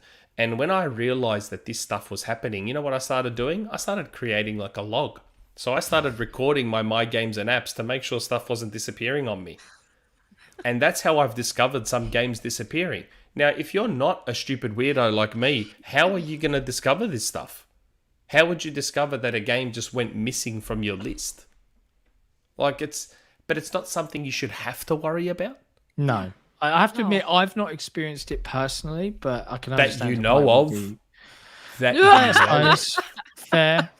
I've got like 600 games. I don't regularly go through the list. I I own do a lot all digitally. the time. I keep an eye on that number. Oh, is it 611 today? Yep, it's 611. Oh, today game it's is 609. Let's have a look at what disappeared. Imagine if you had two monitors, you could do this on the fly. You could tweet, and then on the second monitor, you could keep tabs on that Yep. list. I'm just saying. Yeah. But there you it's go. good. They respond to that sort of stuff, though. It's good. But that's a good question from Creaky Legs. Thank you, sir. Yep. DirtyFlint. Hello, friends. I've missed 2 weeks now, so I'm going to sneak in 2 questions. The first one is, how dare you? J.K. Simmons for Sully from Uncharted when Bruce Campbell is right there? Second question is for John. When will we finally see Nick crushed under the weight of his own hubris? Well, Love you guys. What's he talking about? well, there'll come a time. There'll come a time, folks. I know we're 112 episodes in. It could be episode 115. It could be episode 297. I don't know, but there will come a time. And that's it. I'm going to leave that purposefully cryptic. Crushed So you're under like, the weight what's he... of my own hubris. What does that even mean? Well, you can Google it, bro. Taylor, I can you know what explain another hubris word means. to Nick? I know what hubris means, but I'm trying to understand how I get crushed under the weight of my own. It's, well, it could happen. I think we should Something leave it there. imaginary Yeah. Yeah. Just have a think about that, that. Nick. I Have a doubt think. that. Let it Bruce gnaw Campbell at as you. Sully. Oh, sorry, Sam Elliott as Sully. That's the only one that you want. Yeah, Sam Elliott works as well, but I still think J.K. Simmons. I still Craig T. think J.K. Nelson. Simmons. You're both wrong. It's Craig T. Nelson. Oh, Japes. Yeah, Craig T. Nelson could work. I see Jason Max in the chat. How do I fit 600 games? I don't. I have like 20 or something installed, but I own 600 digitally is what I should have said. Sorry. Okay. Morventhus. With the forum title being It's Over Now, God, I wish we could have played that as our intro going live music. 112, It's Over Now. That's such a good song. That is such a good song. I got a question. What episode number do you think the last XboxEra podcast will be? That's a really tough question because no cop out saying something like never, but it's true. I mean, the podcast unlocked is up to like 500 and something. Yeah. Right. Mm-hmm. We're only at 112. Yeah. Now, if we're weekly, that's 52 episodes a year. We have many years to go before hitting 500. Many years to go. I would hope that we would still be doing this in 5 years' time. I would hope that we'd be doing it in 5 years' time from a yacht in the Caribbean. Yeah. Using our... Or inside my Ferrari. Privately owned satellite direct links to host it. While Jesse's sipping pina coladas on a beach somewhere, that would be a great dream. But we also have to remember this is video game journalism. Though. It's not a thing. That's the other thing you got to remember is like, I do have to wonder if there's an age limit as well. Like I said, I turned 42 this month, right? At what point do you say, dude, probably a bit too old to be talking about video games on YouTube? Like, at what's the age cutoff on that? Like, I mean, it's not like dabbing. It's not like you like like when you hit a certain age, you should be that thing where they yes dabbing. I know. Can you floss Nick? I cannot. Oh, for episode 200, you should floss. I just feel like there's a cutoff age for talking about video games on the internet. Well, here's the thing. There's a younger generation that should come in, and I had a conversation with someone who's been in this industry for a long time, and they were saying, you guys are the next generation coming up. But then, I got to thinking about it. I was like, I'm 38. I'm 40. In 10 years, no one's going to want to listen to some 50-year-old dude talking about video games. That's what I mean.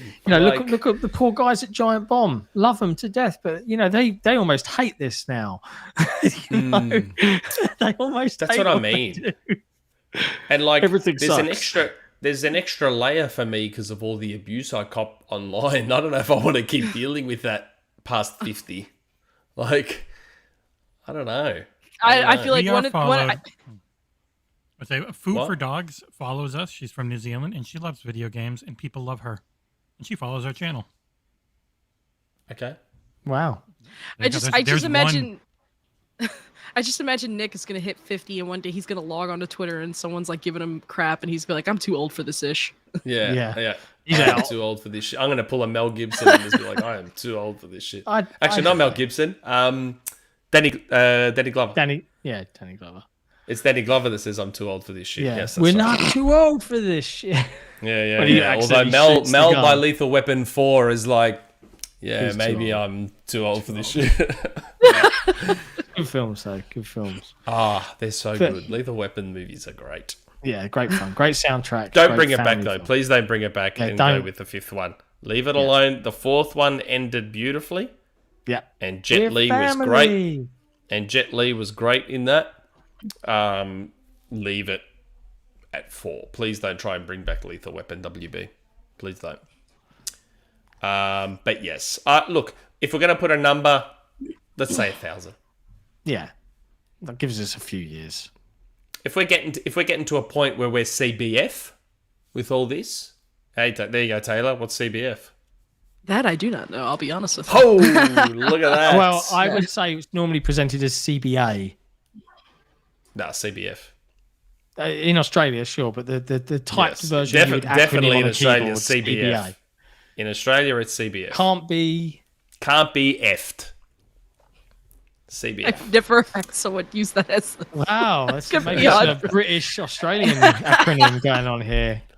But yeah, Look, you learn something new every day. I learned something new today on this podcast. So I am thankful. I feel if John and I get to an age and a point where we're starting to be like CBF, like remember I lose my Sunday mornings every Sunday morning. So Father's Day is Sunday mornings, Mother's Day is on Sunday mornings. Now, and I have sworn to never miss an episode, which I'm yet to do. So I'd like you to know for the record that if you did, it would be okay, and I wouldn't berate you for it ever. I can't do it now. Just in case you're about to say something that my OCD won't let me miss an episode now. And look what came of it. So many. Look what came of me not missing episodes. The Jeff Grubb Xbox era Grubsmith Specialtacular now grew out of me never missing an episode. It's even on Jeff Grubb's event list. Did you see even on his event list? Did you see that Jeff's leaving VentureBeat or GamesBeat? I saw something like that. Is that right? What? Yeah, I don't know where he's going. He I wonder if he's going yesterday. Yeah, I wonder if he's going Giant Bomb full time or. I wonder. That's they need someone to actually review games over there. Jeff's pretty good at that. So interesting. Yeah. Well, I think we'd end on 1,000. 1,000 feels like a nice number to end on. We'll get Phil back on. Hopefully by then our relationship will be good enough. They trust us to have a full hour with him. Jumps on live. Have him on for an hour or so. He'll be retired at that point. Just saying, Yeah. Hey, Gaz is in the chat. Hey, Gaz, you learned a valuable lesson this week, didn't you? I think Gaz needs to pull back the scoping of his. Gaz was in the Discord and he's like, "I'm not doing this. I don't know how you do it, Nick. I'm not doing this ever again." He's like, "I don't know how you deal with this stress." I'm like, "I struggle. I struggle with it. It's not jokes. fun." But yes, 1,000 feels like a nice number to end on if we end. Okay. To me, 1,000 feels nice. I'm fine. Maybe Ryan will come on by then. He probably won't, but maybe. I mean, look, he might. He might. Let's annoy him. Let's see if he fancies jumping. We've got till episode 1,000 to try. Yeah. That's a long. How is your Elon Musk cosplay, Nick? Yeah. I don't know. I tried to get a Tesla, but they were too much. My brother got one. My brother's got a Tesla through work, so he didn't really have to fully buy it himself. You'd have to fully buy one. Yeah, that's right. You're the next Tesla. question, Hytham G. You are the next question in the list. Oh, did he say something? He said, "Are you guys going to read my Patreon question?" Yes. Yeah. It's the next one. It's the next Yours one. is next. I had someone ask in the chat though, what if you won the lotto, Nick? I've thought about that. If I won lotto, I still think I'd probably keep doing this show. Oh, I thought you were going to say you buy 2 Teslas. I'd still probably do this show, but I would because I'd obviously move house and build a nice new house. I'd full on build a content creation room. Oh. Like a specially designed room with a super expensive camera, absolute monster of a PC. With 2 monitors? Yeah, 10 monitors and ultra Jesus, wides. Have the chats on one monitor and the stream on another, and I'd probably still do the podcast, but I'd full on deck everything out and get all kitted up and be cool. Hytham G. Question: as far as Paramount did a Halo TV series, what would it look like if Paramount made a Metroid TV series? And in your guys' perspective, what actress would play a Samus Aran? To start with Mind, it is Brie Larson because she wanted to play Samus in a Metroid movie. That is if there was one or not. Who would you guys pick to play as Samus? Second question.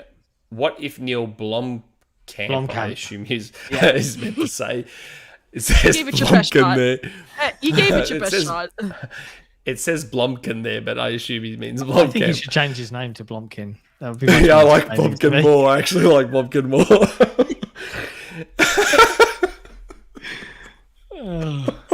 Blomkin. That's a new word. When my kid messes up tomorrow, I'm going to be like, oh, mate, stop being such a blompkin. No, that's a real word. Are you making new We slang can't now? look it up. We can't look up what that means. That is a real word. Oh my god, have we just been uttering some sort of horrific slur? Yeah. No. dear It's God. a sex act. Oh, okay. Is Lovely. it? Okay. Oh God. I just Urban no. Dictionary'd it. Do not No. Google that word. Wait. Oh, well, now that you Hytham told me that, G. now You No, just- I'm not going to do that. If this was a I'm not gonna sneaky look it up. trick to get us to say the I'm word not gonna- blompkin online, I just played, laughed because sir. of I feel the like I spelling know what this. mistake. Oh, Don't wait, I have Google heard it. this Don't before. Google it, I just remember. Because like I was like, it sounds familiar, and then I was like, oh, that's what it means. Oh, okay. Oh, Jesus. Oh, my God. I'm not looking it up. I'm not gonna because I Don't do can't it. do it on my Surface because I'll start to sound like a robot, and I'm not You'll gonna do it sound like on my phone. R2D2 if you do it. It's not worth it. Yeah. You do I need to don't know. make sure the timestamp for this just says Blumpkin segment.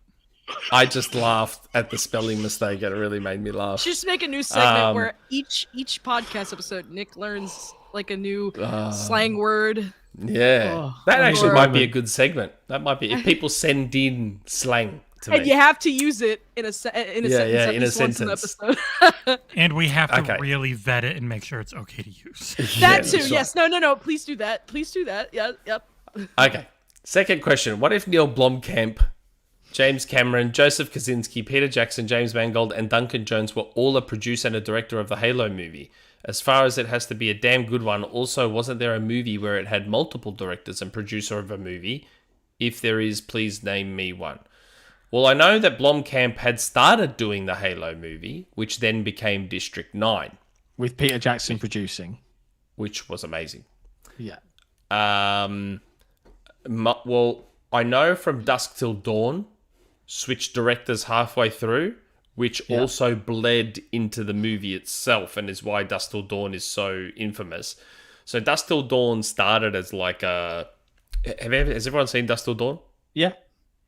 I've seen Rodriguez, it once. I'm Tarantino, a little- the Salma Hayek, George Clooney, and I've seen it Tarantino once. himself I'm a stars little in it. fuzzy on it. Yeah, but I've seen it once. So I can't remember who the first director of From Dusk Till Dawn was, but it started as like just a general. I don't know if it's heist is the right word, but I guess like a heist getaway movie. Yeah. And then halfway through became a vampire movie when it changed Yeah. directors. It just became this vampire movie. Oh god, it's so good. It is such a great film. That's one of the only ones I can think of with multiple directors. I think, but there's lots of troubled movies that Like, you change mean like directors. Justice League? Like Justice League. I personally don't know of any movies intentionally that had multiple directors. It's always troubled movies, as far as Yeah. I know. That's Yeah, I what. don't Yeah, think- But yeah, but Brie Larson as Samus, hell yeah. I would love a Metroid series. Oh, could you imagine? Oh, Metroid. I mean, I think I prefer a Metroid movie personally, but I'll take a series. Big fan of Metroid. Yes, you big are. fan of Metroid. Ooh, yeah. Okay. nrXic. This is interesting how it's laid out. Suggestion for sorting questions. Hashtag peripheral gaming. Hashtag Guitar Hero. Hashtag Activision acquisition. Hello, Taylor and esteemed XboxEra Podcast crew. Besides the PSVR, peripherals have been treated like kryptonite since Connect 2.0.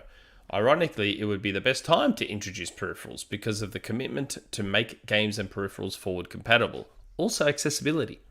I also think about how 360 era games like Guitar Hero could work under a games as a service model with a ton of routes that could work. Character customization itself would be a goldmine. That's also a series that has gone on an extended vacation to the point where it's going to seem fresh again. For all these reasons, it seems ripe for a Guitar Hero revival. Microsoft looking to revive some Activision brands.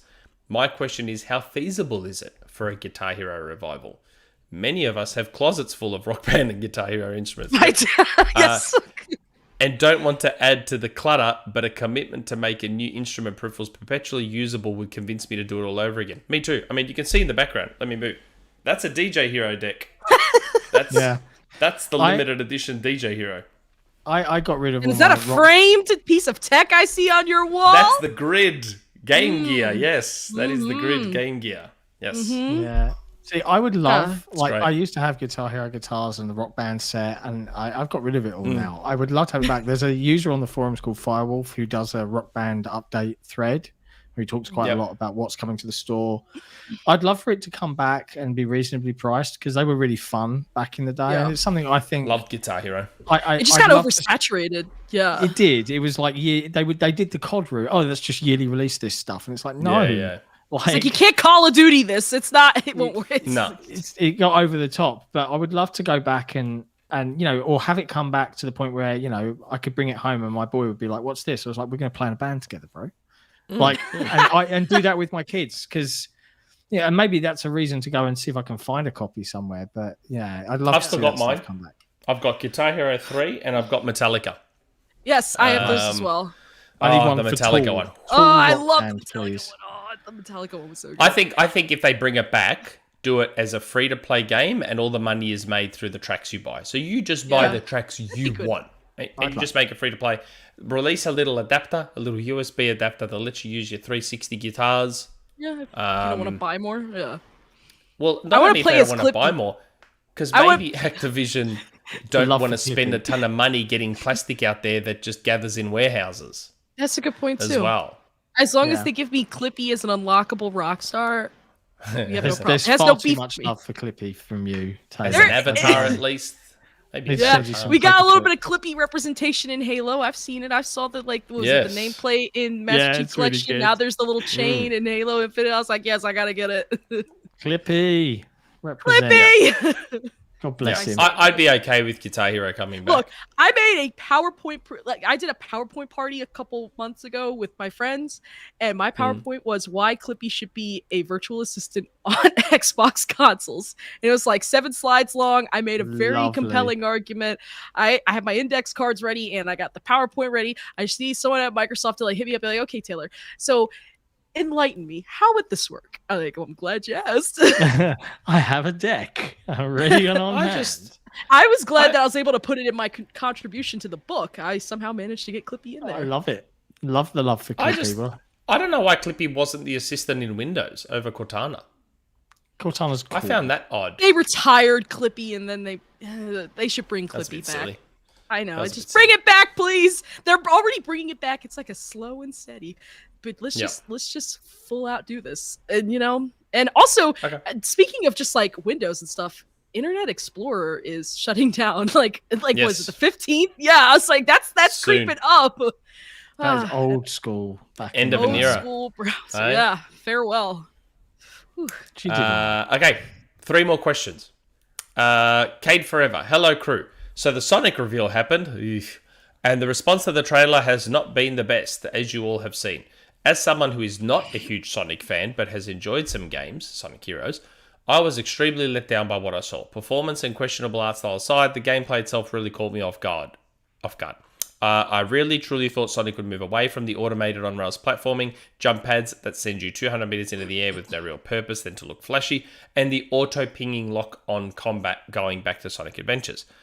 But I think it's really the fans' fault, myself included, for thinking they would get something different from before. I definitely let my imagination run wild since the last Sonic game was in 2017. However, everyone's favourite podcast host Colin Moriarty from Sacred Symbols, joking by the way, don't at me, on his latest episode put it perfectly to dissuade the negativity. Just a side note, he did say the game looked fun. I am authentically surprised that people thought that they were going to get something different from a gameplay perspective. That looks like Sonic to me. This is what you guys were always gushing about. Have fun. Yeah, I saw the gameplay of Sonic Frontiers, and it's called Sonic Frontiers. From a 3D Sonic perspective, it looked like all the other 3D Sonics. Just from a game perspective, it looked kind of boring and lifeless to me. It looks like there's no imagination, in my opinion, to the art style. Yeah. It feels a little bit like someone's got one of the old school early Unreal Engine demos and just dumped Sonic in it. I feel like I've seen it somewhere else before, Sonic running around a realistic world. It still looked super jank and super buggy, and it just looked like. And isn't it funny, the timing? I was just about to say, so it kind of looks like Sonic 2006 Part 2 to me, And Sonic 2006 just reappeared on the 360 store recently. So I find it funny, the timing. Yeah, I, like an idiot, bought it because it was only like $5. Should have bought bought it on PC and just get that mod that kind of fixes it. Fixes it. Game. Yeah, it pretty much fixes the game because Sega didn't seem so keen on just like, they're like, nah, I don't really feel like doing this anymore. Yeah, it's just weird. I'm watching the gameplay again now while we're streaming. It just looks a bit boring. Wait, which one are you watching? Are you watching the combat or just like the combat? Like the enemies, the designs look unimaginative. Kind of give me Final Fantasy vibes if I'm being 100%. I don't know why. I just look at it. It was giving me Final Fantasy 15 vibes for some reason. I don't know. It just, I still feel like we need to let go of this Sonic in 3D thing. I'm just not sure it works. I think, I mean, because like I feel like there's a good argument could be made that Zelda can still have 2D and 3D exist, and those games can coexist, and everything can be fine, and like and Mario, that too. But I feel like with Sonic, I don't know, like it just, I don't know. I personally would just like them to just make another Sonic Adventure game. I want to see maybe if that might just be the thing that just fixes everything. I don't think it will, but yeah, I as someone who. What my first Sonic game was, I mean, and I was born in the 90s, so I think this really just says my age clearly, was, Sonic Adventure was my first Sonic game. And then I went back and played the OG games, mostly thanks to the Mega Collection and Mega Collection Plus, Sonic Gems Collection, stuff like that. And like, I like the 2D games more. And so I think Sonic Mania kind of just showed like, I think we just need to just keep Sonic in 2D. I think Sonic just stays in 2D, and I'm happy for him to be 2.5D. As well, like a Sonic, like Sonic Generation. I think Sonic Generations was pretty good. I know a lot of people. Yeah, that was because it was mostly 2.5D. I would love to see Sonic with Ori's kind of depth and classiness to the art style. Like go full on, like, but also just embrace what Sonic is really about. What they're trying to do is translate that speed of Sonic into a 3D environment, and it will never work. That's why the gameplay is naff. So okay, make a decision, stick to 2D and go for the speed element, or if you're going to go 3D, make it more traditional platformer, less on rails, just slow it down. Slow it down. I feel like that also kind of contradicts. Yeah, and that's the thing, because it's like if you do that, you decide what you want to make. But if you slowed it down and emphasize on the, because we did get a game like that. You focused less on speed, more on platforming, and everybody hated it. Everybody hated Sonic Lost World. So obviously people don't want that. They claim they want that, but then they hated Lost World. So it's like clearly y'all don't want to have your cake and eat it too. And then you have the speed, but then you have games like Sonic Adventure 2, which feel like you're on a roller coaster, and they are extremely linear and don't necessarily reward or have any exploration. So, I mean, imagine an open world Ori style Metroidvania Sonic map with all the different zones, and you can bleed into them, and you can collect new abilities for Sonic, and it has the focus on speed in certain ways, but it's beautiful and it's considered, but it is a 2.5D Sonic game. So like colors, but with a more Ori-esque. Yeah, like instead of levels where you just get to the end and you might fight a boss, you can still have those moments, but you have everything connected, and lean into that Metroidvania aspect to get that genre of people on board, and just reimagine what he can be. The character himself is fine. The world and universe he inhabits and the dangers that he can face, isn't it? It's Sonic really as weird a character, like. I think about Sonic and how big he is as a character, and the movies are partly responsible for that. But I think I'm gonna watch Sonic 2 after this now. Oh, it's so good. It's so good. I love when I saw it in theaters. I just could not stop laughing. It was so good. But I look at how big Sonic is, despite being held back by bad games. Imagine how big he could be if he had games as good as Mario does. Yeah. Imagine how big Sonic would be. He'd be bigger than Mario, 10 times bigger. Mm-hmm. Yeah. Especially with now that he has movies out, and he's still got a pretty strong presence. His design, his character design is so timeless, and it's so cool. Like he's just still looks so cool. And while I'm on the subject, massive shout out to the ugly Sonic cameo in Chip and Dale. My kids was like, "What is that?" And I was like, "That is the best thing I've seen a movie studio do in a while." I was crap. They were like, "Why are you laughing? Why does he look so weird?" I was like, "Just look at his teeth." And they did the slow zoom, and I was like, "This is so good." That was so. And this is what I'm saying. Sonic, Like, it's actually staggering to think how big Sonic could be with good games. I know. He could be huge. Imagine all of the fans that came just because they saw the two Sonic movies in theaters. Now it's just imagine. While we're at it, you know what? Yeah, let's bring back 2D Sonic. Give us Sonic Advance ports, please. Just give us that. Yeah, we got the Origins collection, and I'm like, why re-release these games for the 40 billionth time when you could just when Sonic Advance is just sitting right there? I'm just like, why? Yeah, you know what the funny thing is? I actually think, as far as Sonic in 3D goes, and this is, I've said this I think before, Super Mario Odyssey actually has physics closer to what I think a 3D Sonic should be. Yeah. In terms of, he's very weighty. Yeah. He's very weighty and he builds momentum, which is what Sonic does in 2D. Yeah. So I actually think Super Mario Odyssey feels far closer to what 3D Sonic should be like than the actual 3D Sonics. Like, they need to use... I feel like if they want to get a 3D Sonic right, take Super Mario Odyssey as your foundation. Take Super Mario Odyssey as your foundation and expand and build on it. Otherwise, stick to 2.5D with little flashes of that on-rails 3D stuff for fun and for the flourish. Pizzazz. Yeah. And just stick to the 2D because he works in 2D. He does. Very well. Extremely well. Yeah. Cool. Good little tangent on Sonic there. Yeah, that was a Sonic question, wasn't it? It was. Yeah. Okay, I think we really bodied the answer for that, though. Yeah, wow. Okay, DeoGame. Hi all. Quick Quake question this week. Try saying that 5 times fast. No thanks. Quick Quake question. Quick Quake question. Done. See, if I did it, I would bite my tongue and it'd probably start bleeding, and it's like, I'm not gonna try. I'm sorry. Like, oh god. Like, Is Quake Reboot an id-led project or something more in line with Rage 2, Quake Champions, Quake, and Doom remasters, where it's another dev developing with id and machines, supervising and co-developing? If you can't answer or want to try a question for everyone, I was wondering what you think Bethesda and Activision will do publishing-wise. Both have largely shifted to in-house, but do publish the odd game from an outside developer. Do you see this continuing, or do you think the bulk of outside developed games will be Xbox Game Studios publishing, global publishing? Thanks. Well, yeah, when I was told about Quake, I was told that it was id and machine, I think, co-developing. I think that's actually a good combination, to be honest, if that is the case.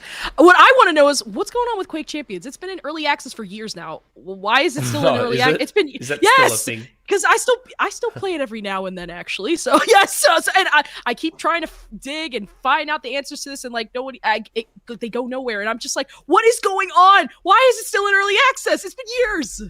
Yeah, it's a bit of an so odd one. mind-boggling. Maybe they'll bundle it. Maybe they'll bundle it with whatever remake they make, or remaster, or new game.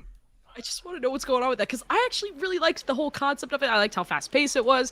I felt like the weapons were kind of funny. Some I definitely didn't use more over others, but I thought it had a pretty solid framework, and it's like, oh, still in early access. I'm like, okay, cool. Why? Why is it still in early access? I actually forgot Quake Champions was even a thing. Most people do. Totally forgot. But yeah, last I was told it was id and machine when I was originally told about it. Again, I'd have to go back and check the DM, but I'm not going to open OneNote and cause problems. But yeah. As to Bethesda and Activision, my guess is that they probably cut back on publishing external stuff, because why would they now? I mean, I don't see. Maybe they merge those teams. But I expect Activision and Bethesda to still be, as evidenced so far, largely autonomous, but operating under the umbrella. Operating under the umbrella, but still acting as if they were not owned by Microsoft, but you know. Yeah. Last question. Good old Collingwood. Hello, show. Jon, Nick, Jesse, and welcome back, Taynixter. Next weekend, the Australian Broadcasting Corporation's classical music station conducts its annual Top 100 countdown, the Classic 100, where listeners vote for their favourite music within a specified range, genre, or subject. This year's countdown is Music for the Screen, where people can vote for their favourite film, television, and video game music. So, I'm asking the folk here today, what is your favorite video game music? Which game music is on your Spotify playlist? By the way, I selected Minecraft and Halo as part of my vote. Nick, still feeling the afterglow from last Sunday? Good old Collingwood. Yes, last Sunday was great. I presume that's football related. Yeah, we won. We were the underdog and we beat our arch rival. Biggest arch rival. Jason came along, remember? I said I was picking up Jason. We had our burger at Easy's. He loved it. It was one of his favourite burgers. And he had a good time at the footy. 80,000 people on a Sunday afternoon, which that's unheard of. Like, that's usually like a Friday night or a Saturday crowd. So it was very silly of them to schedule that game on a Sunday arvo, because had it been a Saturday night, probably would have cracked 90K. But yeah, it was great. Video game music. Anything from Streets of Rage. Yeah, that's pretty standard for you. And also Sonic Chemical Plant Zone. Is that the Sonic?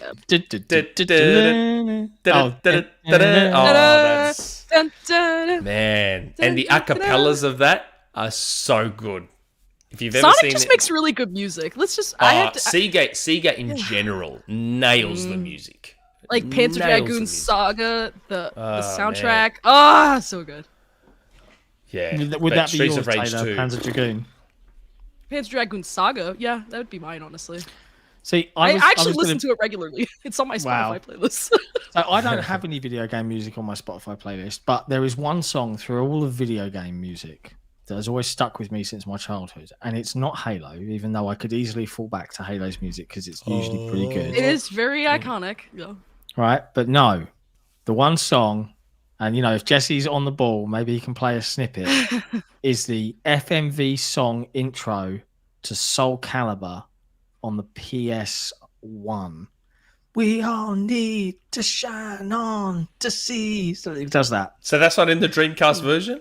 I don't know. I never played the Dreamcast version. I don't think so. I don't remember. I think it was either Soul Calibur 1 or Soul Calibur 2, but you had Cervantes and it was like this FMV, and it was like, it was almost Thundercats-esque, and it's like, yeah. And it had like, it couldn't have been Soul Calibur 2. But the song was cheesy as all hell, and even now I can, if it came on, I could probably remember most of the lyrics. Is it as cheesy as that live action intro thingy from like the first Resident Evil game? Like, oh my god, yeah, that was some serious FMV days, man. Those FMV days.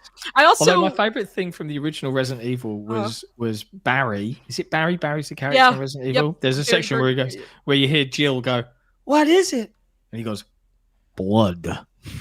I don't know why. I don't even remember Resident Evil 1. It's like, or that, and it's like, it's also, you were almost a Jill sandwich. I know it. I found it, John. You found it. It's not Soul Calibur. It is Soul. Oh, it's Soul Blade. Sorry, you're right. It's Soul Blade. Soul Edge. All right, I can play it for people. That I'm gonna have to go to desktop audio real quick. People can Google it. My other option would have been Chrono Trigger. I'm all about Streets of Rage. Oh, yeah, is the intro. Wow, haven't seen this in years. Just playing in the background. It's classic. Anyway, yeah, that's my favorite video game song ever because it's stuck in my brain for so long. Classic. Yeah, we can see things out. I'm either Chemical Plant Zone from Sonic 2 or the first stage of Streets of Rage 2. That song, which I think is Go Right. I think it's called Go Right or something like that. Man. Streets of Rage 2 is amazing. Classics. Yep. Well, look, we're rocking up 3-hour show, Taylor. A week before not E3 begins. It's been an absolute pleasure having you back. The artist formerly known as E3. But really, really, really great time. Thank you for hanging out with us. Thanks heaps for coming on again as well. We didn't get up to the 250 likes I wanted, but you did pretty good. 138, not bad. You got triple digits, so got triple digits. I'm a happy man. It's been a really fun show. Lots of stuff to look forward to. Let's hope for no leaks for the next week so that we can all join the surprise. But yeah, next week we will be back on the Saturday. Normal show, focusing purely on predictions, presuming there's no news of any interest. Let's keep that show short. Yeah, let's keep it nice and short because on Sunday we will be back for the full Xbox Era live stream. We're going to start half hour before. We'll have a panel with the full team, or as many as we can muster, and StreamYard Jesse's PC can handle. Look, I've got it set for 4, 5, or 6, but you give me the word, I can do up to 10. Well, okay, so we'll figure that out, but we'll be there for pre and post show to discuss what we've seen. The news team will be on hand, posting all the trailers and all the news to the site, to the forum for everybody to discuss. But let's, play together, have fun. Let's have a good week. Enjoy the video game shenanigans, and we'll what have you got guys. going on, Tay? Well, I'm actually got some plans. There's a new movie theater opening up soon near me, and they invited me to come just check it out, and they're doing a special screening of Back to the Future. Apparently there's a DeLorean there, so I was like, I'm pretty excited about it because I've never seen a DeLorean with my own eyes. Wow. That's not on a Is Ryan coming? I was about to say, is Ryan going to get upset that you get to see a DeLorean and he doesn't? I actually did tell him that as soon as I got the invite. I was like, dude, you're gonna love this. I'm like, and then I told him, he's like, oh my god, he's like, I'm really great to see in person. So I was like, if I see one, I'm gonna take a selfie of one, and I'm gonna just show it to you because see if they'll let you in. If they'll actually let you in the DeLorean. If they, I might cry. I will cry of joy if they do that. But you know what? We'll see. I will try to push those buttons. We'll see. We'll see how this goes. Are you going to be watching the showcase when it goes down? Or are you going to catch up all the new stuff? I'll be watching it because I'll be covering it in some capacity still for work. Lovely. Awesome. All right. Cool. Well, okay. We'll let everyone go. Thank you very much again, Taylor, for jumping on and hanging out. It's been a pleasure as always. And everyone have a good week. Pray for no leaks, and we'll see you next time. Ciao for now.